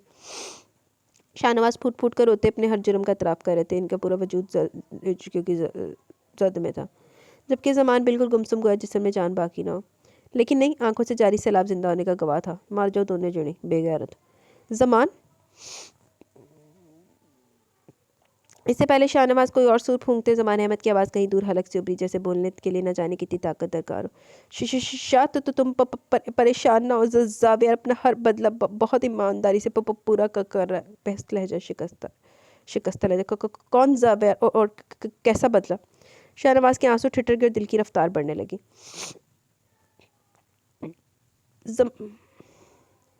जाविया शाह, तो तुम्हारा बेटा जिंदा है और अपने साथ हुई हर ज्यादती के बदले का आगाज कर चुका है। पल पल बहते आंसुओं की वजह से ज़मान अहमद की आवाज़ बहुत मध्यम आ रही थी। ज़मान, तुम क्या कह रहे हो? खुदा ने मुझे सारी बात बताओ। तुमने जावियर को कहाँ देखा? मैं कहाँ मिले, और वो किससे बदला ले रहा है? वो दिल अवेज भी थी इसके साथ। प्लीज़ ज़मान, मुझे बताओ, वरना मेरा दिल बंद हो जाएगा। शाहनवाज को लगा कि थोड़ी देर और ज़मान अहमद ना बोले तो इनका दिल साथ देना छोड़ देगा और जू जिस्म से परवास कर जाएगी। जाविया ने मेरी बेटी आबरू को ना सिर्फ किडनैप किया हुआ, बल्कि ज़बरदस्ती निकाह करके इसे अपने जुल्म का शिकार बनाया हुआ। इस पर ज़िंदगी का दायरा तंग कर रखा है। शीशा वो मेरी आबी को मार देगा। वो बहुत जालिम है, वो बहुत जालिम। ज़मान अहमद को बेटी के लिए अपना दिल फटता हुआ महसूस हुआ। हाँ, तेरी बेटी किसी और दी बेटी नहीं सी। वो भी अपनी हर बात बेचैनी, बच्चे को ख्वाबों में आना, बेटी के छीन जाने का खौफ, आबी को किडनैप करना, फिर अचानक ज़ाविया शाह से टकराव और अब तक पेश आने वाले सभी हालात इनके गोश गुजार करते फूट फूट कर रो दिए। शीशा बहुत बुरा हुआ, मैं मेरी बेटी को मार देगा। मेरी आबी बहुत मासूम है शाह, बहुत मासूम। वो ये सब सह नहीं पाएगी। वो हमारे किए की सज़ा मेरी बेटी को दे रहा है शाह। ज़मान ये तुम क्या कह रहे हो? तो तुम्हारी तो एक ही बेटी है हया। शाहनवाज अभी तक सदमे में मुब्तला थे। इनकशाफ इनके लिए बहुत जानलेवा था। नहीं शाह, मेरी 2 बेटियाँ। फिर ज़मान अहमद ने बताया कि वो किस मसलहत के तहत छुपा रहे थे कि इनकी एक बेटी है। शाह, मुझे डर लगता था मेरी एक बेटी के साथ जो कुछ हुआ इसके साथ मेरी दूसरी बेटी की ज़िंदगी पर न पड़े। लोगों ने मुझे भगोड़ी बेटी के बाप के ताने मार मार कर मेरा अंदर छलनी कर दिया।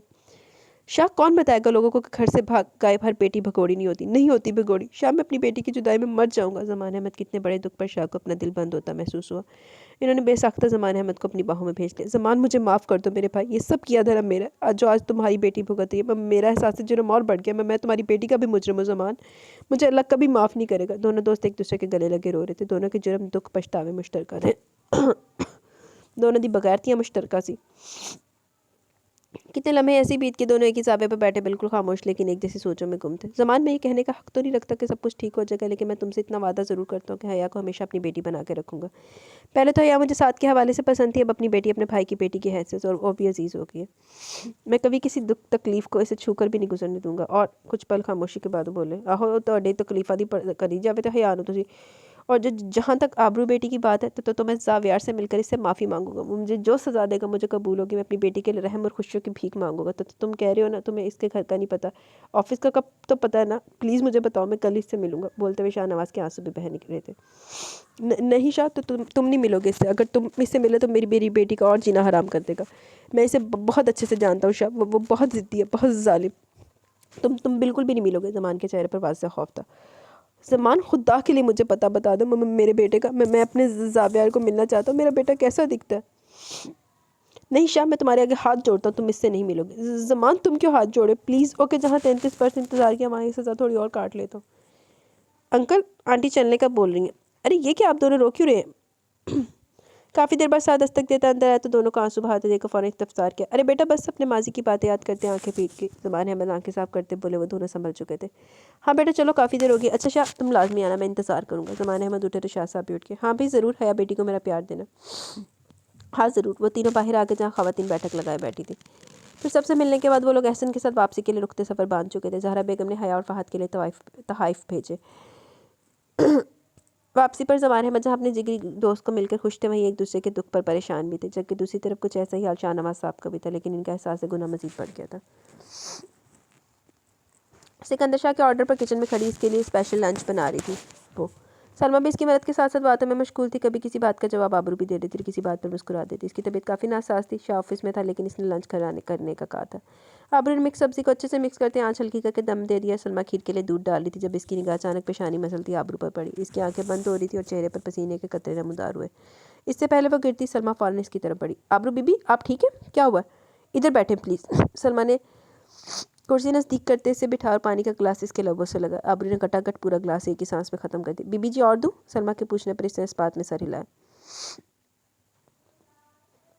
सलमा ने एक और गिलास पानी का दिया तो इसने आधा ख़त्म करके सलमा की तरफ बढ़ा दिया और सर सामने पड़ी मेज़ पर टका दिया। आंखों से सेल जारी था। सलमा को परेशानी ने छू लिया। आबरू बीबी, अचानक क्या हुआ आपको? और बुखार भी हो रहा है? सलमा ने इसकी जलती पेशानी को छूते हुए कहा। बीबी जी, सलमा, मैं ठीक नहीं हूँ, मुझे लगता है मैं मर जाऊँगी। आबरू की आवाज़ बहुत आहिस्ता थी। अल्लाह ना करे बीबी आपको कुछ हो। सलमा का दिल दहल गया। वक्त के साथ साथ वो अपनी बीबी की दोस्त और गमख्वार बन गई थी। नहीं सलमा, तुम दुआ करो इन सांसों से मुझे रहाई मिल जाए। वो मेरा दम घुटने लगा इस कैद में। मैं हार गई। वो मुझे हराना ही चाहता था ना, तो मैंने अपनी शिकस्त कबूल कर ली। मैं बाकी इसका मुकाबला नहीं कर सकती। सलमा आबरू खुलती बंद होती आंखों से बोल रही थी। नहीं बीबी जी, आप बहुत बहादुर है, आप यूँ हार नहीं मान सकती। और आपको बुखार है, इसलिए आपको घुटन का एहसास हो रहा है। अच्छा, आप मुझे बताएं, आपकी तबीयत कब से ख़राब है? सलमा ने अपना शक दूर करने के लिए इस्तफसार किया तो आबरू ने साहब का कुछ दिनों की कंडीशन इसे बता दी, जिससे सलमा का शक यकीन में बदल गया और वो अपनी मुस्कुराहट छुपा गई। आबरू बीबी, आप साहब को बताओ ना अपनी इस कंडीशन का, तो वो यकीनन आपको डॉक्टर के पास लेकर जाएंगे। तुम्हें क्या लगता है वो मुझे लेकर जाएगा? नहीं, बल्कि वैसे मेरी कोई चाल, कोई नया ड्रामा करार देकर मज़ीद हद तक पहुँच जाएगा। और मैं ये सब अब बर्दाश्त नहीं कर सकती। थक गई हूँ मैं इस इंसान की नफ़रत समझने से कासिर हूँ। आबरू का लहजा धीमा शिकस्त होता था।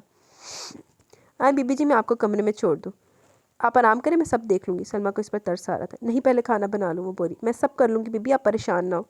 सलमा इसे सहारा दी, इसके कमरे में बेड पर लिटाकर इस पर कंबल डाल दी, किचन में आ गई। इसे लेटे काफ़ी देर हो चुकी थी, लेने की नींद आंखों से कोसों दूर थी। शाह ने कमरे में आते इस पर से कंबल खींच के उतारा और इसे घूरते हुए बोला, तुम क्या हर वक्त मनहूसों की तरह बेड तोड़ती रहती हो? कोई काम नहीं है क्या? और मेरी ब्लू फाइल कहाँ रखी थी? ढूंढ कर दो। एक दफ़ा कहा मेरी सब चीज़ें एक जगह पर रेडी मिलनी चाहिए, लेकिन तुम्हें सीधी ज़बान तो समझ ही नहीं आती। मैंने अलमारी में 3 नंबर वाली दराज में रखी। आबरू तहम्मुल से बोली, क्योंकि उठने की सक्कत इसमें नहीं थी। मुझे नहीं मिली, खुद ढूंढ कर दो। आबरू जानती थी वो नहीं जाएगा इसने उठने में या फिर जाने। सिकंदर शाह को काफ़ी दिनों से इसकी ज़हनी हालत पर शुबा हो रहा था। वो ना तो मुँह मारी करती थी और ना ही बिला वजह इसके इतनी ज़्यादा इंसल्ट पर कुछ कहती, और इसकी खामोशी सिकंदर शाह को खुला रही थी। आबरू अलमारी से ब्लू रंग की फाइल निकालती, जो ही मुड़ी अपने बिल्कुल पीछे खड़े शाह को देखकर इसका दिल धड़का। इसने दुबान तर करके फाइल इसके आगे कर दी। शाह इसकी दोनों तरफ अलमारी पर हाथ जमाए पिंजरा बनाए बगौर इसके चेहरे पर देख रहा था, जिसकी रंगत बिल्कुल जर्द और आंखों के गिर्द से हल्के मौजूद थे। ये फाइल, अब इसकी नज़रों से फाइल इसकी तरफ बढ़ा गई, लेकिन शाह इसे देख रहा था। लगता है शेरनी को बहुत बुरी मात हो चुकी है, फिर खुद ही सरेंडर कर रही है। अब इसके तंज पर कुछ ना बोली। उफ, जुबान भी कहीं गिरवी तो नहीं रखती। शायद तंज करते इसे बोलने पर उकसा रहा था, लेकिन वो बोली भी तो क्या। प्लीज़ मुझे जाने दे। इसकी आंखों में इल्तिजा थी, इसका सर बहुत भारी और टांगों से जान खत्म हो रही थी। ना जाने क्यों? आज शाह को इसका खामोश रहना बहुत बुरा लग रहा था। वो खुद नहीं जानता था आखिर वो इसे चाहता क्या। कभी इसका बोलना कबल नफरत रखता और कभी खामोशी खोलती थी। हाँ, लेकिन ये सच था, इसे आबरू की खामोशी से चिढ़ होने लगी थी। वो ऐसा क्यों कर रही है? शाह को सब जानना था। अगर ना जाने दूँ तो? वो इसे निगाहों से खोजते हुए बोला, मेरी तबीयत ख़राब है। बोलने की कोशिश में इसके होंठ बुरी तरह कपकपा रहे थे, जबकि आंसू गालों पर बह निकले। शाह ने फ़ौरन निगाह फेरी और उसे ज़ाद करता रुख मोड़ गया। जाओ। इजाज़त मिलते हुए कमरे से आ गई। सिकंदर शाह इसके कदमों की लड़खड़ाहट देख रहा था। फाइल इसने देखी हुई थी, वो सिर्फ इसे देखना चाहता था। वो कल सुबह से दूसरी सिटी में था और वापसी अभी हुई थी। इसने रात भर ना चाहते हुए भी आबरू को याद किया। वो शायद इसकी आदत बन चुकी थी या कुछ और। इसने बालों में हाथ चलाते गहरा सांस लिया, फाइल उठाए बाहर आ गया। लंच इसने नहीं किया, वो आबरू के साथ करना चाहता था और अब इसे मालूम हो चुका था कि खाना आबरू ने नहीं बनाया, इसलिए बिना खाए ऑफिस आ गया, जहाँ इसकी बहुत अहम मीटिंग थी। अरे ज़ैनबी, आप कहीं जा रही हैं? बुशरा ज़ैनबी की पड़ोसन इनके घर आई थी। उन्होंने सफ़ेद चादर ओढ़े और हाथ में कोई थैला पकड़ के देखकर पूछ बैठी। जी बुशरा बच्चे, थोड़ा काम था बाजार तक, कुछ सौदा सलब भी ख़त्म था तो सोचा ले अब। तो आप क्यों जा रही हैं? एहसन भाई नहीं आए क्या? और अगर इन्हें पता चला कि आप अकेली गई हैं तो बाजार तो कितने खफा होंगे। बुशरा की बात पर ज़ैनब भी मुस्कुरा दी। अरे इस पगले का बस चले तो मुझे पलंग से पाँव भी ना उतार रहे थे। और एहसन बच्चा आया था कुछ दिन पहले, इसके भाई की शादी है ना अगले महीने, बहुत मसरूफ़ है लेकिन फिर भी आया। ज़ैनबी के लहजे में एहसन के लिए प्यार ही प्यार था। अच्छा बच्चे, रात को आना, फिर बातें करेंगे। मैं आ जाऊँ आपके साथ? बुशरा ने कहा। नहीं बेटा, तुम जाओ, शाम का वक्त है और तुम्हारा मियाँ काम से वापस आने वाला होगा। जाओ, शाबाश। अच्छा ज़ैनबी, खैर से आइएगा। फ़ी अमान अल्लाह। फ़ी अमान अल्लाह। ज़ैनबी ने दरवाजे को बाहर से ताला लगा और निकल आई। सिकंदर शाह भी मीटिंग रूम से अपने ऑफिस में आया था। जिसने मोबाइल चेक किया तो आशू की 3 मिस्ड कॉल थी। इसने फ़ौरन कॉल बैक की। पहली बेल पर ही उठा ली गई। अस्सलाम वालेकुम भाई। वालेकुम अस्सलाम। आशू कैसी हो? मैं ठीक, आप कहाँ गायब थे? मैं कब से कॉल करी थी, आप रिसीव ही नहीं कर रहे। आशू शुरू हो चुकी थी। आशू मीटिंग में था डियर, और मोबाइल साइलेंट पर। अभी देखी तुम्हारी कॉल, सब खैरियत है? शाह ने चेयर से टेक लगाई परेशानी मसलते पूछा। जी भाई, सब खैरियत है। अच्छा, आप ऑफिस से सीधा इधर ही आएंगे? ओके, मामा ने आपका फेवरेट डिनर बनाया। नहीं आशू जान, आज नहीं, मैं बहुत थका हुआ, घर जाकर रेस्ट करूँगा। और वैसे भी लंच लेट किया तो अभी भूख निकल, चक्कर लगाऊंगा। ओके, मुझे पता आप थके में, और मुझे ये भी पता है कि आपने खाना नहीं खाया। कल आप पूरा दिन और रात दूसरे सिटी में थे, बैक टू बैक मीटिंग्स, और आज भी मीटिंग, यकीनन मीटिंग थी, और आपको काम के दौरान खाने का बिल्कुल भी होश नहीं होता। और अभी भी आपको इसीलिए सर दर्द हो रहा है। बहुत लापरवाह, अपना ख्याल बिल्कुल भी नहीं रखते। शाह आशू की इस प्यार भरी डांट और फिक्र में मुस्कुरा दी। कितने सही अंदाजे थे इसके। शाह को इसका यूँ परवाह करना बहुत अच्छा लगता था। वो हमेशा इसका ऐसे ही ख्याल रखती थी। और तुम्हें कैसे पता कि सब जो तुम कह रही हो दुरुस्त है? शाह ने मेज़ पर पड़ा कॉफ़ी का कप लबों से लगाते पूछा। जितना मैं आपको जानती हूँ ना, इतना तो आप खुद को भी नहीं जानते। आशू ने जवाब दिया। ओह अच्छा, मतलब अब खुद को जानने के लिए अपनी प्रिंसेस से रब्ता करना पड़ेगा? शाह ने मुस्कुराते हुए पूछा। जी बिल्कुल, हम आपको आपके दिल के सारे हालों से आगाह करेंगे। हाँ हाँ हाँ, दोनों हंस दिए। भाई आप आएंगे ना? खाना खाते ही चले जाइएगा। आशु के हर अंदाज में इसके लिए मोहब्बत ही। मेरी प्रिंसेस बुलाए और मैं ना आऊँ, कभी हो सकता है? शाह बोला। ओके, मैं वेट कर रही हूँ, फिर जल्दी आइएगा। अल्लाह हाफिज़। ओके माय एंजल, अल्लाह हाफिज़। पागल। शाह मोबाइल रखते मुस्कुराए। इसकी आधी थकावट आशु से बात के दौरान ही उतर गई थी। इसने मोबाइल की सिगरेट की डिब्बी उठाई, कोट बाजू पर लटकाया, ऑफिस से निकल कर गाड़ी तक आया। फरीद भी पीछे था। फरीद, तुम दूसरी गाड़ी मंगवा लो, मैंने आशु की तरफ जाना है। जी साहब, फरीद मुअद्दब सा बोला। शाह गाड़ी में बैठा इसका रुख किसी बेकरी की तरफ था। आशु के लिए चॉकलेट से उसका फेवरेट केक लेना चाहता था। चल, मैं लाला शाह ते ज़ैनब भी दा टकरा होने लगा। हेलो शाह, कहाँ हो बेटा? बस आंटी आप फ़ोन रखें, मैं 10 मिनट में आपके पास हूँ। शाबीन आंटी का फ़ोन सुनता बेकरी शॉप से निकल रहा था जब कोई वजूद इससे टकरा। इससे पहले टकराने वाला वजूद ज़मीन बूस होता शाह ने किसी फूल की तरह फ़ौरन से बाहों में समेट लिया। बेटा माफ़ करना। टकराने वाले वजूद ने खुद को संभालते माजरत की, लेकिन अगले ही पल इनकी दबी दबी सी चीख निकली। ज़ावियार, ज़ावियार, मेरी जान। शाह ने अपने नाम पर चौंकते चादर के हाले में इस पुरनूर वजूद की तरफ देखा तो अगले पल इसकी आंखें फैल गई। वो बेसाख्ता इस वजूद से फासले पर हुआ तो इसकी तरफ बढ़ी। ज़ावियर, तुम ज़ावियर हो ना? तुम मेरे बेटे, मेरी जान, मेरे दिल के टुकड़े। मैं तुम्हारी माँ हूँ। इन्होंने अपना हाथ शाह के चेहरे की तरफ किया जब शाह दूर हुआ और इनका हाथ हवा में रोक गया। इनकी आंखों से आंसू बहने लगे और उठा हुआ हाथ कपकपाने लगा। सॉरी, आपको गलत फहमी हुई है। शाह सर्दमोहरी से बोलता आगे बढ़ गया जब वो वजूद इसके पीछे भागा। नहीं बेटा, मुझे गलत फहमी नहीं हुई। शाह सुनो, तुम मेरे बेटे हो, मेरे वजूद का हिस्सा। मुझे छोड़कर मत जाओ शाह। वो लहराती इसके पीछे भागती कह रही थी। आसपास से गुजरते कुछ लोग इन्हें हैरानगी से देख रहे थे। शाह कान बंद के लंबे लंबे डग भरता किस तरह गाड़ी तक पहुंचा वो नहीं जानता। वो अपने पीछे भागते आवाज़ें देते वजूद को नज़रअंदाज करते जन से गाड़ी बढ़ा ले गया। शाह नहीं, मुझे छोड़ के मत जाओ मेरे बेटे। इन्होंने गाड़ी को नज़रों से दूर होते देखा तो फ़ौरन रिक्शा रोकती इसमें बैठ गई। जी माई, कहाँ जाना? रिक्शे वाले ने पूछा। वो जो सामने बड़ी सी गाड़ी जा रही है, इसके पीछे जाना बेटा। रिक्शे वाले ने शीशे से बहुत हैरानगी से इस माई को देखा जिसका चेहरा आंसू से तर था। वो हाथों को आपस में जोड़े मुसलसल कुछ पढ़ रही थी। बेटा तेज़ चलाओ, वो बोली तो इसने रिक्शे की रफ्तार बढ़ा दी। गाड़ी चलाते सिकंदर शाह का कई बार एक्सीडेंट होते होते बचा। लफ्ज़ों की बात गश्त इसके दिमाग में हथौड़े की तरह मानित लग रही थी। इसके लब सख्ती से आपस में पेवस्त थे, गोया मुंह के अंदर जबड़ा इस सख्ती से टूट जाएगा। मेरे वजूद का हिस्सा हो मेरे बेटे, मेरी जान, मेरे दिल का टुकड़ा, तुम्हारी माँ हूँ। माँ? इसने पहली दफ़ा ये लफ्ज़ सुना था। नहीं मेरी कोई माँ। इसने चीखते हुए आंखों पर चढ़ाया चश्मा बेदर्दी से सड़क पर उछाल दी। नहीं है मेरी कोई माँ। बेइंतहा ज़ब्त के बावजूद इसकी सुर्ख होती आंखों से आंसू बह निकला। माँ? पहली दफ़ा एक पत्थर में शिगाफ पड़ा। पानी से भरी आंखों से इसने सामने का मंजर धुंधला नजर आया। जबड़ा सख्ती से मीचने की वजह से इसकी गर्दन की रगें ऊपर ही थी। स्टीयरिंग पर इसकी गिरफ्त सख्ती जब्त के बावजूद आंखों का पानी गालों पर बह निकला। माँ? दिलो दिमाग में सिर्फ एक लफ्ज़ ने तूफान बर्पा कर रखा था। वो छलकते हुए आंसू को बार बार हाथ की पूंछ से रगड़ देता। गाड़ी बहुत रैश ड्राइव करके वो शाह पैलेस पहुंचा। गाड़ी पोर्टिको में खड़ी करता हुआ अंदर बढ़ गया। अस्सलाम वालेकुम साहब, पानी लाऊं? सवाई में मसरूफ़ सलमा इसे देखती खड़ी होगी। पानी क्या और पानी का पूछा। सलाम किया और पानी का पूछा। वो इसे नज़रअंदाज करता कॉरिडोर से गुजरते दूसरी मंजिल पर मौजूद अपने खुफिया कमरे में आ गया। धड़ाम से दरवाज़ा बंद होने की आवाज़ पर सलमा का दिल दहल गया। या इलाही सब खैर हो। बेसाख्ता इसके दिल से दुआ निकली। वो आबरू को मतला करने इसके कमरे की तरफ बढ़ गई। आबरू बीबी, आबरू बीबी। सलमा की पुकार पर कुर्सी पर झूलती आबरू ने सिर्फ हम पर इक्तफा किया।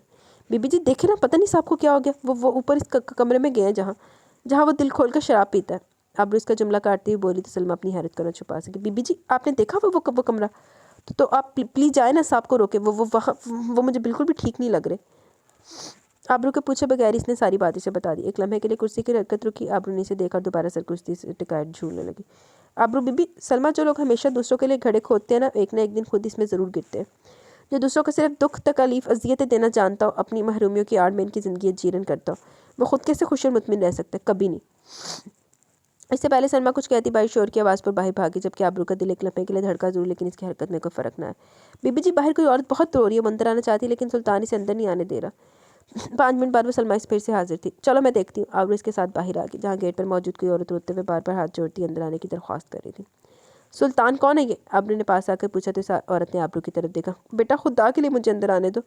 अभी यहाँ मेरा बेटा है, मेरा ज़ावियर। मैंने खुद इसका पीछा किया, मेरा यकीन करें मैं सच कह रही हूँ।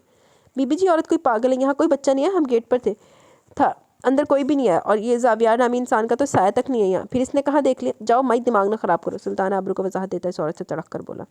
आबरू ने इस औरत की तरफ देखा जिसके आंसू लड़ी दर लड़ी पूरे चेहरे पर बिखर रहे थे। इसने दोनों हाथ जोड़ रखे थे। आबरू के दिल को कुछ हुआ। सुल्तान इन्हें अंदर आने दो, इसने कहा। लेकिन बीबी जी, सुल्तान मैंने आपसे कहा इन्हें अंदर आने दे। जी बीबी जी। आबरू की तनबीह पर इसने गेट फ़ौरन बाहर कर दिया। शुक्रिया बेटा। वो अंदर आती आबरू के हाथ चूम गई। आप मेरे साथ आए। आबरू ने लाउंज में आके इन्हें आरामदेह सोफे पर बिठाया और सलमा को पानी लाने का कहकर खुद भी इनके पास बैठ गई। आप प्लीज़ पानी पी लें। आबरू ने खलास आगे बढ़ाया तो इन्होंने चंद सिप लेने के बाद वापस आबरू को पकड़ा दिया। सलमा ग्लास ले लाउंज में निकल गई। अब आप मुझे आराम सुकून से बताएं कि अगर आप किसी बच्चे की तलाश करें तो गार्ड बिल्कुल ठीक कह रहा है, यहाँ कोई बच्चा नहीं है। हो सकता है आपको कोई गलत फहमी हुई हो। नहीं बेटा, मुझे कोई गलत फहमी हुई। कभी माँ भी गलत फहमी का शिकार हुई है क्या? वो पागल भी हो जाए तो लेकिन अपनी औलाद को नहीं भूलती। फिर मैं कैसे?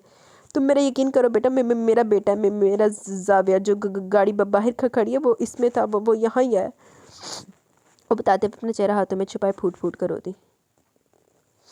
अब उनकी बातें सुनकर एक लम्हे के लिए साख्त हो गई। एक साथ कई सवाल इसके दिमाग में गर्दिश करने लगे। सिकंदर शाह का इस घर में अकेला होना, इसकी फैमिली के बारे में किसी को पता ना होना, कुछ देर पहले सलमा की बताई की बात है, और अब इस खातून का इस घर में मौजूद होना। तो ये वाकई सिकंदर शाह की माँ है? अगर हाँ तो ये पहले कहाँ थी? लेकिन ये तो बेटे का नाम ज़ावियार ले रही है, तो क्या इसका कोई बेटा है ज़ावियार जो सिकंदर शाह का हमशक्ल, और वो कहीं खो गया? एक साथ कई सवाल इसके जहन में आ रहे थे जिनका जवाब यकीनन सिकंदर शाह ही दे सकता। तो एक लम्हे में फैसला कर चुकी थी। अम्मा प्लीज़ आप रोए नहीं, मैं सिकंदर शाह को बुलाती हूँ, क्या पता वो आपकी कोई मदद कर सके। अब इन्हें अपने साथ लगाएगा, और इनके आंसू साफ किए। तो इस औरत ने बेसाख्ता इसकी तरफ देखा, जैसे कह रही तुम सच बोल रही हो ना। अब उन्हें सर इस बात में कॉरिडोर से गुजरती सीढ़ियाँ चढ़ने लगी। मिलाकर इसने कड़वा घूंट भर ही लिया। सिकंदर शाह के रूबरू होने का वक्त आ गया था। अब यकीनन सिकंदर शाह के मुतल्लिक सब राज खुल जाएंगे। कमरे के पास पहुँचते इसका दिल थक थक कर रहा था। इसने हैंडल पर हाथ रखा तो दरवाज़ा खुलता चला गया, लेकिन जैसे कदम आगे बढ़ाए अंदर फैली बूने से खांसने पर मजबूर कर दिया। पूरे कमरे में हर तरफ शराब की बोतलें टूटकर बिखरी हुई थी। रिवॉल्विंग चेयर, कांच के टेबल के टुकड़े, खिड़की पर लटकते पर्दे, हर एक चीज़ ज़मीन बूझ देखकर इसका दिल दहल गया। जा बजा फैली शराब की बू इसका दिल मतलाने लगा। इसने त्राप में निगाह दुराई तो शाह कोने में दीवार से टेक लगा कारपेट पर बैठा था। घुटनों में सर्दी, दोनों हाथ आगे थे, और दाएं हाथ से निकलता खून आबरू के आसान खाता करने लगा। वो बेसाख्ता इसके पास दौड़ी। क्या हुआ? इसने हाथ थामना चाहा तो शाह सर उठाता इसे बेदर्दी से पीछे धकेलते गुर्राया, क्यों आई हो यहाँ? वो आप ये आबरू की खून बरसाती आंखों में देखकर बोलना दोबर लग रहा था। वो दोनों खड़े हो चुके थे। क्या देखने आई हो? मेरी बेबसी का तमाशा देखने आई हो? मेरे जख्मों पर नमक छिड़कने आई हो? या ये देखने आई हो कि सिकंदर शाह टूट कर कैसा दिखता है? बोलो, जवाब दो। वो लाल अंगारा बनी आंखों से दृष्टि से बोलता इसकी तरफ कदम बढ़ा रहा था। नहीं, मैं ऐसा कुछ। वो पीछे होती दीवार से जा लगी। इसे लगा जैसे टांगों से जान खत्म हो रही हो। यही चाहती हो ना तुम कि सिकंदर शाह रोए, तड़पे, बेबस हो जाए, मर जाए? अपनी बद्दुआ की कबूलियत की सनद मिली है क्या, जो मेरी ज़ात के बिखरे टुकड़ों को देखने चली आई हो? वो इसे शानों से पकड़े इसके चेहरे पर चिल्ला रहा था। यही सब कुछ तो तुम्हारा बाप भी चाहता था, मुझे मार देना चाहता था। इसने अब्रू को जोर से झंझोड़ते हुए इसका सर दीवार पर दे मारा।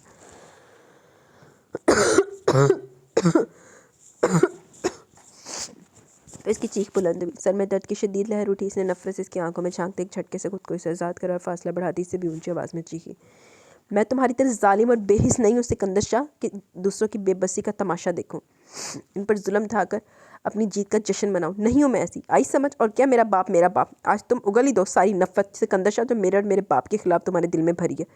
ऐसा कौन सा जुर्म सरजद हुआ मेरे बाप से जिसकी पादाश में तुमने हम सब की ज़िंदगियों को जहन्नुम से बदतर बना दिया? बताओ मुझे, दो मेरे सवालों के जवाब। नफरत है ना मुझसे, तुम मार दो मुझे, सांसें ख़त्म कर दो, मेरी रूह को मेरे जिस्म से आज़ाद कर दो। शायद इस तरह तुम्हारा कुछ अजाला हो सके। आबरू से बारू से पकड़कर इसका रुख अपनी तरफ करते चिल्ला रही थी। आज वो रो भी नहीं रही थी क्योंकि वह थक चुकी थी। अपने इन सवालों के जवाब चाहती थी। सुन सकोगे अपने बाप के पापों की रुदात? Shut up Sikandar Shah. सिकंदर की शाह की पहली बात इसे खंजर की तरह लगी। यू शट अप आबरू ज़मान।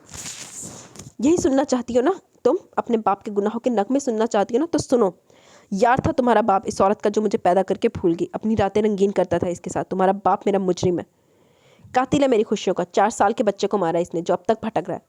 वो कदम इसकी तरफ बढ़ाता बोल नहीं रहा था, बल्कि आबरू की हस्ती को फना कर रहा था। इसके कानों में सुर फूंक रहा था। वो होंक बनी धुंधली आंखों से देखती पीछे कदम उठा रही थी। मेरी हस्ती को उजाड़ा तुम्हारे बाप ने, मुझे ज़ुबाने भर के लिए सवालिया निशान बनाया, मुझे जीते जी मारा है। अभी तक इस शख्स का नाम मुझसे छुपा रखा है, जिसके एक दिन के गुनाह का कफ़ारा मैं 33 बरस से दे रहा हूँ, बगैर किसी नामो निशान की ज़िंदगी जी रहा हूँ। मुझे नफरत करना तुम्हारे बाप ने सिखाया, मुझे बेहिस तुम्हारे बाप ने बनाया। है कोई सज़ा जो अपने बाप को दे सको? दो जवाब। है कोई कटहरा जिसमें अपने बाप को खड़ा करके इसका जुर्म उगलवा सको? है कोई अदालत जिसमें मुझे इंसाफ दिला सको? बोलो आबरू ज़मान, जवाब दो। वो इसके आंसू से तर चेहरे पर निगाहें गाड़े टिकाए चिंगाड़ रहा था। आबरू पीछे बढ़ती जा रही थी। इसे कुछ सुनाई नहीं दे रहा था। आंखों के आगे मुकम्मल अंधेरा छाने लगा, टांगों से जान खत्म हो रही थी। इससे पहले वो अपना कदम मज़ीद पीछे उठाती, पीछे सीनिया होने के साथ इसके कदम लड़खड़ा के अगले लम्हे इसकी चीख शाह पैलेस की तरह दीवार में गूंजी, बाबा। वो तवाज़ुन बरकरार न रखते हुए सीढ़ियों पर गिरती चली गई। आबरू। इसके साथ शाह की चीख बुलंद हुई। वो फटी आंखों से फर्श पर गिरा देख रहा था। वो लम्हे के भी 1000वें हिस्से में 2 स्टेप फलांगता इस तक पहुंचा था। आबरू, आंखें खोलो आबरू, होश करो, आंखें बंद मत करना आबरू, मुझे देखो। वो इसका सर अपनी गोद में रखे इसके गाल थपथपाते दीवानावार पुकार रहा था। जब मगरो लब बगैरत आदमी।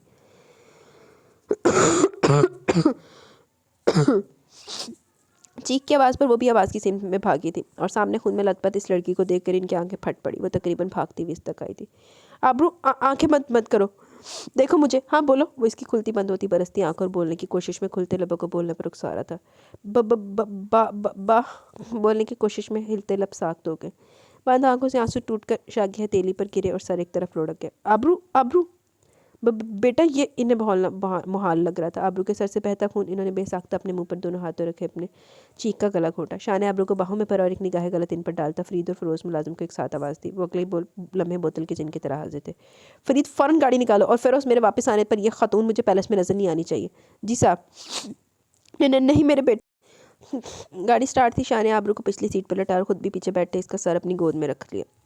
फरीद ने गाड़ी आगे बढ़ा ली थी। वो गाड़ी तक गेट तक गाड़ी के पीछे भागी थी और फिरोजी ने बाजू से थामे गेट से बाहर निकाला था। वो रोती गिड़गिड़ाती रही, लेकिन वो मुलाजिम थे, इनका काम अपने मालिक का हुक्म मानना था। फरीद गाड़ी तेज़ चलाओ। आबरू आंखें खोलो। तो तुम मुझे यूँ छोड़कर नहीं जा सकती। मेरा कोई नहीं है, कोई भी नहीं है। मैं तुम्हें खुद से अलग नहीं कर सकता। मैं तुम्हारे बगैर ज़िंदा नहीं रह पाऊंगा। आबरू तुम मेरी ज़िंदगी हो। मैं तुम्हें कुछ नहीं होने दूंगा, कुछ भी नहीं। वो इसका सर सीने से लगा इसे दीवानों की तरह पुकार रहा था। इसके आंसू आबरू के बालों में जज़ब हो रहे थे। सिकंदर शाह पर अभी इसी लम्हे इस बात का इदराक हुआ कि आबरू इसके लिए कितनी खास है, इसके लिए क्या अहमियत रखती है। वो इसके दिल की मकीन बन गई थी। गाड़ी जफ़र के हॉस्पिटल की पार्किंग में रुक चुकी थी। बिजली की सूरत से आबरू को बाहों में भरता अंदर की जाने भागा। जफ़र रिसेप्शन पर ही खड़ा सिस्टर को कुछ गाइड कर रहा था। अपने नाम की पुकार पर पलटा तो शाह की बाहों में वजूद को देखकर दंग रह गया। फ़ौरन इसकी तरफ बढ़ा। शाह क्या हुआ आबरू को? बताओ मुझे, ये सब कैसे? जफ़र इसे फ़ौरन देखो प्लीज़। जफ़र के बोलने से पहले स्टेचर आ गया था। जफ़र आबरू को कुछ नहीं होना चाहिए। वो भी जफ़र के पीछे इमरजेंसी तक आया। जफ़र ने एक नज़र इसे देखा। इस लम्हे से शाह की हालत पर बहुत तरस आया। इसकी आंखों में कुछ खो देने का खौफ हलगोरे ले रहा था। तुम परेशान ना हो शाह, भाभी के लिए दुआ करो, मैं देखता हूँ। जफ़र इसे तसल्ली देता इमरजेंसी रूम की तरफ बढ़ गया, जहाँ आबरू को ले जाया जा चुका था। साहब आप थोड़ी देर बैठ जाए प्लीज़ और परेशान ना हो। आबरू बीबी को कुछ नहीं होगा इंशाल्लाह। फरीद ने शाह से कहा, जो पिछले 2 घंटे से मुसलसल बेचैनी से चक्कर काट रहा था। जाकर किसी ने गड्डी थल्ले आ जाके कभी इमरजेंसी रूम के शीशे से अंदर देखता, कभी यहाँ वहाँ चक्कर काट रहा था। इसकी स्वेट शर्ट आबरू के ब्लड से सुर्ख हो गई थी। नहीं फरीद, मैं ठीक हूँ। शाह वो आवाज़ पर पलटा। जफ़र आबरू ठीक है ना? इसे कुछ नहीं हुआ ना? बोला ना जफ़र प्लीज़। शाह रिलैक्स यार, भाभी ठीक है। सर और पाँव पर चोट आई, मैंने ट्रीटमेंट दिया, ड्रिप लगी हुई थी। इंशाल्लाह 2 घंटे तक होश आ जाएगा। जफ़र ने शानों पर रखे इसके हाथ अपने हाथों में लिए इसे बताया तो शाह ने बेसाख्ता लंबा सांस ले खींचा। तुम मेरे साथ आओ। वो जफ़र के रूम में था। जफ़र ने इसे जूस वगैरह पिलाया और अपनी मखसूस चेयर पर बैठा था, जबकि शाह में इसकी दूसरी चेयर पर बिल्कुल इसके सामने विराजमान था। शाह आज कुछ भी हुआ, मैं इसे क्या समझूं? मैं ये तो बिल्कुल भी नहीं पूछ सकता कि कब होगी ख़त्म होगी तुम्हारी नफ़रत, कब पड़ेगा तुम्हारे बेचैन दिल को चैन, कब ठंडी होगी तुम्हारी आग, और ना ही मुझे ये सब पूछने का कोई हक़ है। लेकिन एज अ डॉक्टर तुम्हें ये ज़रूर कह सकता हूँ कि बहुत लकी हो तुम कि आबरू भाभी को कुछ नहीं हुआ। लेकिन अगर कभी दोबारा ऐसा हुआ तो आई एम सॉरी, फिर मैं कुछ नहीं कर सकूँगा। तो क्या मतलब कुछ हुआ? क्या हुआ आबरू को? और तो तुम ऐसा क्यों कह रहे हो? वो ठीक है ना जफ़र? तुम खुद कह रहे हो कि वो ठीक है। शाह परेशानी से गोया, न जाने कि उसका खौफ पड़ने लगा जैसे कोई अनहोनी होने वाली हो। जफ़र को इसकी दिमागी हालत ठीक नहीं लग रही थी। अपनी कुर्सी से उठते इसके पास टेबल पर आया। मतलब इस कंडीशन में? शाह प्लीज़ यार, कंट्रोल करो खुद पर, अपने गुस्से पर, नहीं तो अपने जुनून के हाथों किसी रोज़ अपना बहुत बड़ा नुकसान कर बैठोगे और फिर पछताने के सिवा कुछ नहीं बचेगा। प्लीज़। जफ़र के लहजे में इल्तिजा के साथ साथ वाज़ेह थकावट थी। जफ़र तुम पहेलियाँ को भिजवा रहे हो तो तुम क्या छुपा रहे हो मुझसे? प्लीज़ मुझे बताओ। तो तुम ऐसा क्यों कह रहे हो? शाह का खौफ बढ़ने लगा। तुम्हें कुछ नहीं पता शाह? क्या नहीं पता मुझे?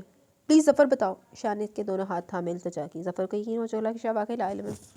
शाह आबरू भाभी 2 मंथ प्रेगनेंट है। तुम्हें बहुत बहुत मुबारक हो, तुम बाबा बनने वाले हो। एक तेरे बगैर होश हमारा बगैर आएगा। व्हाट? ये तो तुम मतलब मैं बाबा, मेरा बेबी? शाह को समझ नहीं आता वो खबर सुनकर कैसे रिएक्ट करे। हाँ शाह बिल्कुल, तुम बाबा बनने वाले हो और अल्लाह का शुक्र है भाभी ठीक है, नहीं तो इस दौर से आगे का तस्वर बहुत भयानक था। शाह ने से बताया कि आबरू का पैर सीने से फिसला, जबकि वो शाह को बहुत अच्छे से जानता था। कंडीशन देखो इसकी, बहुत वीकनेस है और ये कोई अच्छी बात नहीं है। प्लीज़ अगर तुम चाहते हो कि आइंदा कुछ गलत ना हो तो खुद ख्याल रखो इसका। शुरू के 4 माह किसी भी लड़की के लिए बहुत टफ होते हैं। अब तुम्हें अपने जुनून पर कंट्रोल करना होगा शाह, समझ रहे हो ना मेरी बात? जफ़र खालिस प्रोफेशनल अंदाज में से कुछ काफ़ी देर से समझा रहा था। जफ़र मेरे बच्चे को कुछ नहीं होना चाहिए, इसके खदशात ऐसे ही थे। तो इसके लिए बेबी की मामा का ठीक और खुश रहना बहुत ज़रूरी है। मैंने मेडिसिन लिख दिया और पूरा डाइट प्लान भी बना दिया। बहुत वीक है, डाइट ठीक करो इसकी, प्रॉपर मेडिसिन, बेड रेस्ट और सबसे बढ़कर स्ट्रेस फ्री रहे। आबरू का पुरसकून रहना बहुत ज़रूरी है शाह।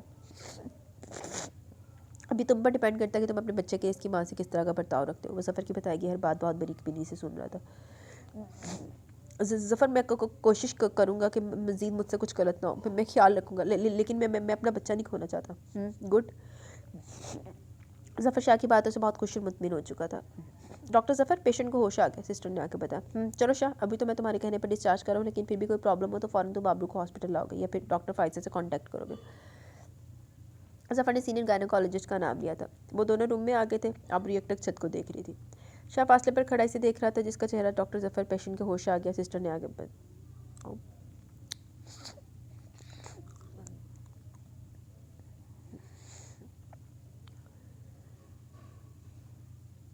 जिसका चेहरा बहुत ज़्यादा ब्लड निकलने से बिल्कुल जर्द और मुरझा गया था। पेशानी पर बैंडेज लगी थी, आंखों के नीचे हल्के बिखरे बाल इसे बरसों का मरीज बना रहे थे। शाह के दिल में दर्द की लहर उठी। कैसा महसूस कर रही है मेरी बहना? ज़फ़र ने इसके हाथ से ड्रिप वाली नीडल निकालते हुए प्यार से पूछा। आबरू ने इसे सिर्फ देखने पर इत्तफाकिया बोली कुछ नहीं। ज़फ़र ने भी इसकी कंडीशन के पेश नज़र ज़्यादा बात करना मुनासिब ना समझा। चलो भाई छुट्टी। आबरू, मुकम्मल रेस्ट करना है, बेड से एक कदम भी नीचे नहीं रखना, वरना पाँव की मोच ठीक नहीं होगी, और हर चीज़ खानी है, दूध मस्ट पीना, ताकि सर की चोट भी जल्दी रिकवर हो जाए। ओके। ज़फ़र शाह के कहने पर इसे अपने तरीके से समझा रहा था। वो नहीं जानता था कि इतनी बड़ी खुशखबरी के बाद आबरू का क्या रिएक्शन होगा। वो खुश होगी या वह वेला में जाएगी, फिलहाल ये बातें से मख्फी रखना चाहता था। एक आंसू टूटकर इसके बालों में जज़्ब हुआ। शाह फ़ौरन आगे बढ़ा और इसे किसी मोमी गुड़िया की तरह अपनी बाहों में भर लिया। मैं खुद जाऊँगी। बाकी के अल्फाज शाह की घुरी पर इसके अंदर ही दम तोड़ गए। ओके ज़फ़र, थैंक्स, फिर मिलते हैं। ज़फ़र गाड़ी तक साथ आया। शाह ने आबरू को एहतियात से पिछली सीट पर बिठाया। ये मेरा फ़र्ज़ था, बहुत जल्द ये गुड न्यूज़ मामा को भी सुनाने आओ। वो तो खुशी से झूम जाएंगे। बेटा जी, ट्रीट भी रेडी रखो। ज़फ़र बहुत खुश था। जी जनाब, बहुत बड़ी पार्टी होगी, लेकिन मेरा बेबी भी शामिल होगा। तब आखिर को सिकंदर शाह के प्रिंस प्रिंसेस की शान में होगी और पूरा सिटी इन्वाइटेड होगा। हाँ, लेकिन छोटी मोटी तो अभी तुम्हारी तरफ से बनती है ना। आखिर को चाचू के अहदे पर फाइज हो रहे हो। शाह की बात पर दोनों के कहके पड़े। हाँ हाँ जी जनाब, माँ बदौलत ट्रीट देने के लिए तैयार है, ज़फ़र ने कहा। फिर शाह ज़फ़र से इजाज़त लेकर पिछली सीट पर आबरू के साथ बैठा और फरीद ने गाड़ी आगे बढ़ा ली। ज़फ़र ने देखा शाह की ट्यून ही न डाली होगी थी। वो इसे खुश देखकर अंदर तक सरशार हो गए। इसके दिल ने शाह को ऐसे खुश रहने की दुआ दी। वो भी घर जाने के लिए अपनी गाड़ी की तरफ बढ़ गया। सईदा, आपने खाना क्यों नहीं खाया? आप ठीक तो हैं? ज़मान अहमद ने सहन में पलंग पर बैठी सईदा बेगम से पूछा तो अपने ख्यालों में गुम सईदा बेगम चौंकी। जी बस भूख नहीं थी। और भूख क्यों नहीं है? आप मुझे परेशान लग रही, कोई बात है क्या? इनके पूछने की देर थी, सईदा बेगम फूट फूट कर रोती। अरे क्या हुआ? ज़मान अहमद को परेशानी ने छू लिया। ज़मान, आज सुबह से मेरा दिल बहुत घबरा रहा है, मुझे अजीब अजीब वहम सता रहे हैं। आबरू का चेहरा बार बार मेरी आंखों के सामने आ रहा है। ज़मान, मुझे लग रहा है वो बहुत तकलीफ में और हमें पुकार रही है। इनका इस तरह हिचके से रोना ज़मान अहमद को गहरे इस्तराब में मुब्तला कर रहा था। ठीक ही तो कह रहा था इनका दिल कि आबरू तो वाकई तकलीफ में थी। सिकंदर शाह से कोई राहत दे सकता है? कभी नहीं। हया भी बरामदे के पिलर से टेक लगाए रोई जा रही थी। ज़मान की इस पर निगाह पड़ी तो अपने पास बुलाया। वो रोती हुई इनके सीने से लगी। बाबा अभी कब वापस आएंगी? प्लीज़ इन्हें ले आएँ। मुझे भी हर पल इनकी याद आती है। मेरे ख्वाब में आई थी, वो मुझसे भी नाराज़ हो रही थी। पापा प्लीज़ आप ही को ले आएँ। 8 माह हो गए, ऐसा लगता है सदियाँ बीत गई। हया अपने दिल का गुबार हल्का करती ज़मान अहमद के दिल का बोझ बढ़ा रही थी। इन्हें एकदम से घुटन का एहसास हुआ। इनके पास तसल्ली के अल्फाज नहीं थे। हया मेरा बेटा चुप। क्या हम आबी को भूल सकते हैं? नहीं ना, वो तो हम सबकी जान है, हमारी रूहों में बसती है। मैंने कोई जगह नहीं छोड़ी जहाँ अपनी बेटी को तलाश नहीं किया। अभी भी अपनी कोशिश जारी रखी हुई है। मेरे दिल से पूछो क्या बीत रही है मुझ पर? अभी हर लम्हा मेरे असाब पर छाई रहती है। हर पल इसकी याद मुझे बेचैन रखती है। लेकिन मैं बहुत बेबस हूँ, कुछ भी नहीं कर पा रहा। हम सब अपनी आबी के लिए दुआ तो कर सकते हैं, इसकी राहत, इसकी खुशियों के लिए। बस मेरी बेटी जहाँ भी हो सही सलामत और खुश हो, आमीन। ज़मान, मेरी एक बेटी की खुशियों पे दूसरी शामिल नहीं है तो गए मुझे ये खुशी बहुत अधूरी लग रही है। सईदा बेगम के आंसू बह निकले। इन सब का दुख बहुत गहरा था। हया, सईदा मुझे माफ़ कर दो, मैं कैसा बाप हूँ जब तक अपनी बेटी को नहीं ढूंढ पाया। बाबा प्लीज़ आप ऐसा क्यों कह रहे हैं? हम सबकी दुआ कर रहे हैं ना। आप इंशाल्लाह बहुत जल्द हमारे पास होंगी। मेरा अल्लाह पर यकीन है कि वो कभी भी हमारी दुआओं को रद्द नहीं करेगा। हया ने अम्मी बाबा के आंसू पहुँचते यकीन के साथ कहा तो इन्होंने सच्चे दिल से आमीन कहा और इनकी दुआ यकीनन दूर अर्श तक पहुँच चुकी थी। उनकी कबूलियत पर कौन कह दिया गया था। गाड़ी शाह पहले पहुँचने तक आबरू गनूदगी में जा चुकी थी। शाह ने एहतियात से बाहों में भरा और अपने बेडरूम में बेड पर लटाइस पर कम्फर्ट डाला। निगाह इसके सरसों के फूल जैसे जर्द चेहरे पर डाली। पेशानी पर आई चोट के दर्द के आसार चेहरे पर वासिया थे। कमरे की रोशनी मध्यम करता बाहर आ गया। सलाम साहब। जी साहब, हुक्म। सलमा लाउंज में सोफे पर बराजमान शाह के सामने हाजिर थी। वालेकुम अस्सलाम। साहब आपने बुलाया? सलमा को उसकी खामोशी डरा रही थी, जैसे बुलाकर खुद किसी मराकबे में गुम सिगरेट पर सिगरेट फूंक रहा था। हाँ। शाह चौंका तो सलमा फिर बोली, साहब आपने बुलाया? हाँ वो सलमा, मुझे पूछना था कि आबरू की तबीयत कब से ख़राब है। मेरा मतलब है तुम तो हर वक्त मौजूद होती हो, फिर मुझे क्यों नहीं बताया? यहाँ के पूछने पर सलमा ने नज़र झुकाया। आबरू की ख़राब तबीयत से लेकर इसका कुछ दिनों से खाना न खाने तक की हर बात इसके गोश गुजार कर दी। तो तुम मुझे नहीं बता सकती थी? शाह काजली गुस्सा एक बार फिर रोध कर आई। ख्याल इसके लिए सुहाने रू था कि अगर इसके बच्चे को कुछ हो जाता तो। सब हमने बीबी जी से बोला था कि आपको सब बता दें, लेकिन क्या? शाह ने सिगरेट की राख एस्ट्रे में मसलते भवें उचकाई। साहब बीबी जी आपको नहीं बताना चाहती थी, वो आपसे डरती थी। इनका कहना था कि अगर आपको बताएंगे तो आप इनकी बात का यकीन के बगैर इनका कोई ड्रामा करार दे देंगे, और आबरू बीबी पे आपसे बहस या लड़ाई करने की हिम्मत नहीं है, इसलिए उन्होंने कुछ भी बताने से सख्ती से मना कर दिया था। सलमा ने बगैर हिचकिचाए सारी बात मनोहन शाह को बता दी। हाँ ठीक ही तो कह रही थी वो। मैंने इसे कौन सा सामान बड़ा लम्हा फराहम किया जिसके तहत वो मुझसे अपना दुख अपना आप शेयर करती? कौन सी खुशी राहत बख्शी थी इसे जिसकी जद में आकर वो अपना कोई दुख मुझ पर अयां करती? मैंने तो वाकई से अजियत भरी ज़िंदगी जीने पर मजबूर किया। शायद मेरे लिए तो लफ्ज़ बुरा या जालिम भी बहुत छोटा पड़ता है। मैं तुम्हारा बहुत गुनाहगार रहूँगा आबरू, लेकिन अब और नहीं। मैं खुद को बदलूंगा अपने हमारे बच्चे के लिए। हमारा बच्चा इस दुनिया में वाहद वो रिश्ता होगा जिसका ताल्लुक मेरी रूह से है, जो मेरे वजूद का हिस्सा है, सिर्फ और सिर्फ मेरा। वह किताबें में देखता सोच रहा था। साहब जी वो आबरू बीबी ठीक तो है ना?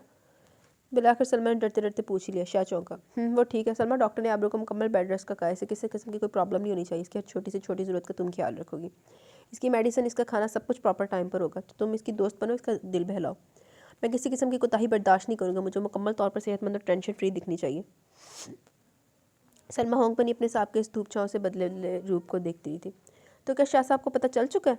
क्या आबरू बीबी जान गई कि वो इनका रिएक्शन क्या होगा? वो सब सोचते सलमा के लब आप ही आप मस्का। अब इसे पुख्ता यकीन हो गया कि आबरू बीबी के दुखों के बादल छटने वाले हैं। अब सिर्फ और सिर्फ खुशियों की बारिश होगी। अपने साहब के बदलने पर दिल से खुशी थी। आबरू शाह की एक साथ खुशियों की दुआ की। जी साहब, हम बीबी का बहुत ख्याल रखेंगे। सलमा खुशी से पागल होती, वो जल्दी से आबरू से मिलना चाहती थी। और हाँ, एक बात और, तो तुम इससे कोई सवाल नहीं करोगी और ना ही इसकी कोई ऐसी वैसी बात पूछोगी, समझी? शाह ने इसकी खुशी से चमकते चेहरे को देखते हुए बॉन्ड करना ज़रूरी समझा। वो जानता था जब सलमा इसे पूछेगी बताएगी तो बहुत वाबेला मचाएगी, और वो कम अज़ कम अपने बच्चे के लिए सब बर्दाश्त नहीं कर सकता था। जब तक आबरू को खुद से इस बात का इदराक नहीं हो जाता, वो ये बात ऐसे मख्फी रखना चाहता था। और माँ सदके चली जावे, जेडी प्रेगनेंट हो, पता ही नहीं है को प्रेगनेंट हो। अब तुम जाओ। आबरू नींद में, वो सोकर उठे तो उसे खाना खिलाकर याद से मेडिसिन देना। जी साहब। सलमा को मुंह लटक चुका था, लेकिन वो ये भी जान गई थी कि आबरू बीबी यकीनन अभी लाइलम है, और साहब कुछ सोचकर ही बीबी से छुपा रहे हैं। खैर कब तक? वो किचन में आ गई। बच्चा पैदा करना तो तेरे साहब ने तो छुपा लेंदे जिन्नी देर तक छुपांदा। साहब साथ साहब आए, मैंने गेस्ट रूम में बिठा दिया। मोहम्मद इसी कंडीशन में बैठा था जब फरीद ने साथ की आमद का बताया। ओ अच्छा। इसके चेहरे का रंग फौरी बदला। साथ से इसकी अच्छी खासी दोस्ती हो गई थी।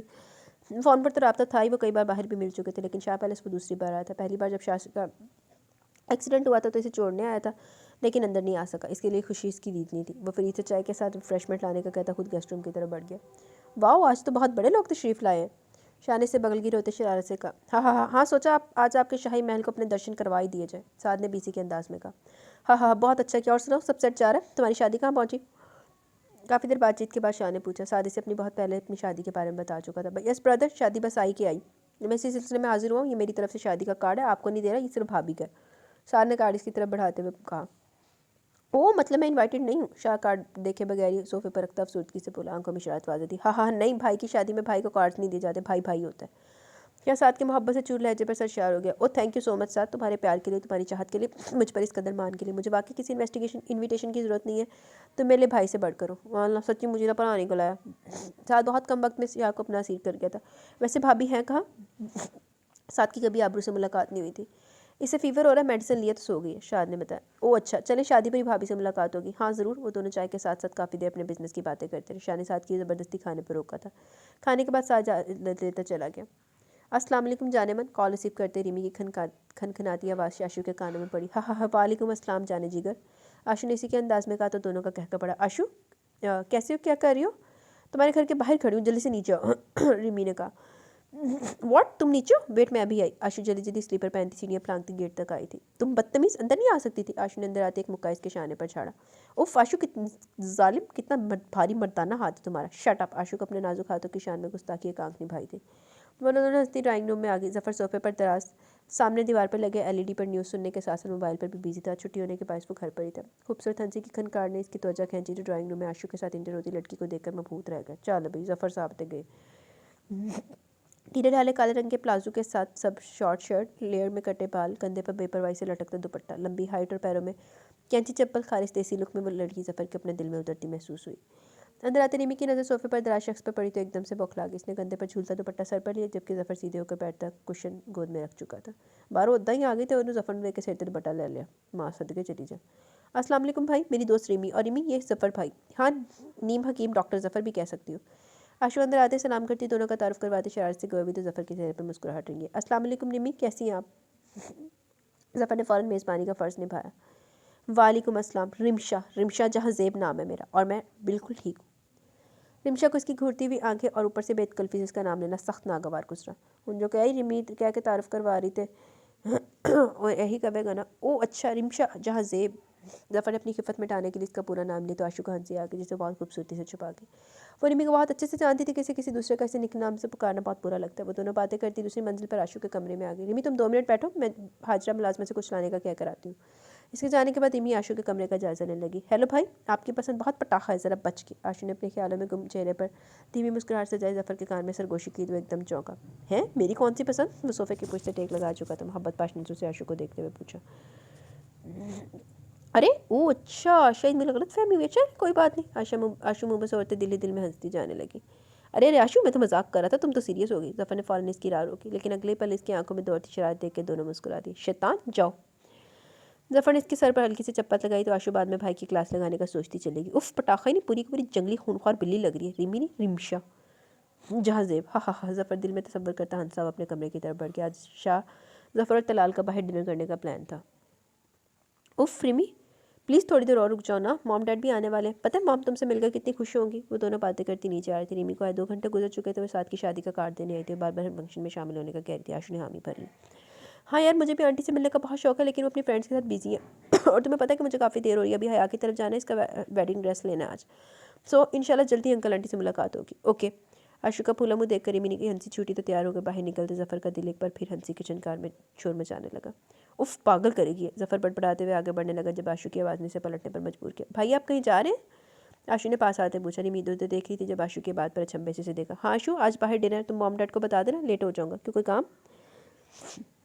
जफ़र ने पूछा। जी भाई, रिमी को हया की तरफ ड्रॉप करना है। मैं तो सलीम ड्राइवर को कहने आई थी लेकिन गाड़ी आप लेकर जा रहे हैं तो प्लीज़ आप रिमी को ड्रॉप कर दें, आशु ने कहा। अरे नहीं आशु प्लीज़, मैं हसन को कॉल करने लगी हूँ, मुझे पिक कर लेगा। जफ़र के बोलने से पहले रिमी ने कहा तो जफ़र ने काफ़ी अचंभे से इसके चेहरे के बिगड़े तेवर देखे।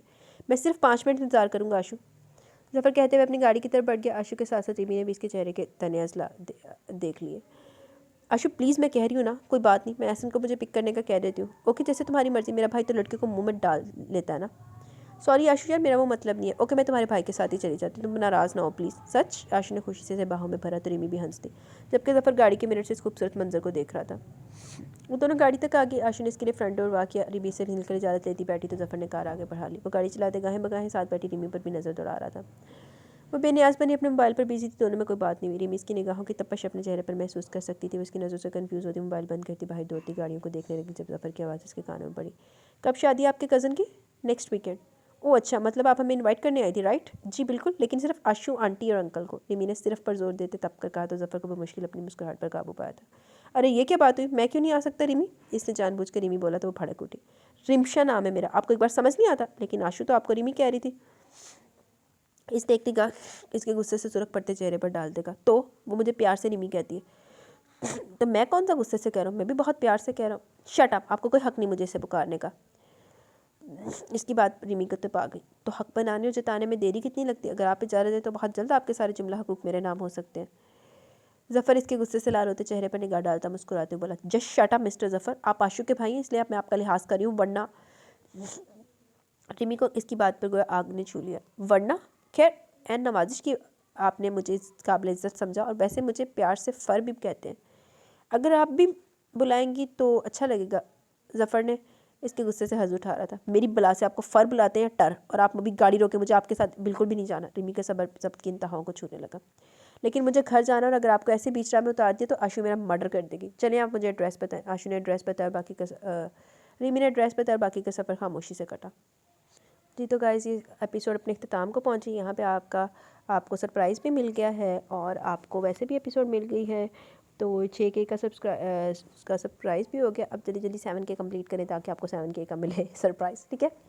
तो ऐसा है आज 5 मिनट पहले नहीं, आज अभी कमेंट सेशन रीड करने हैं मेरे, वैसे दर्द बड़ी हो रही है, लेकिन चले कमेंट सेशन जल्दी से रीड कर लेते हैं, मैं फिर मुझे इजाज़त दीजिएगा।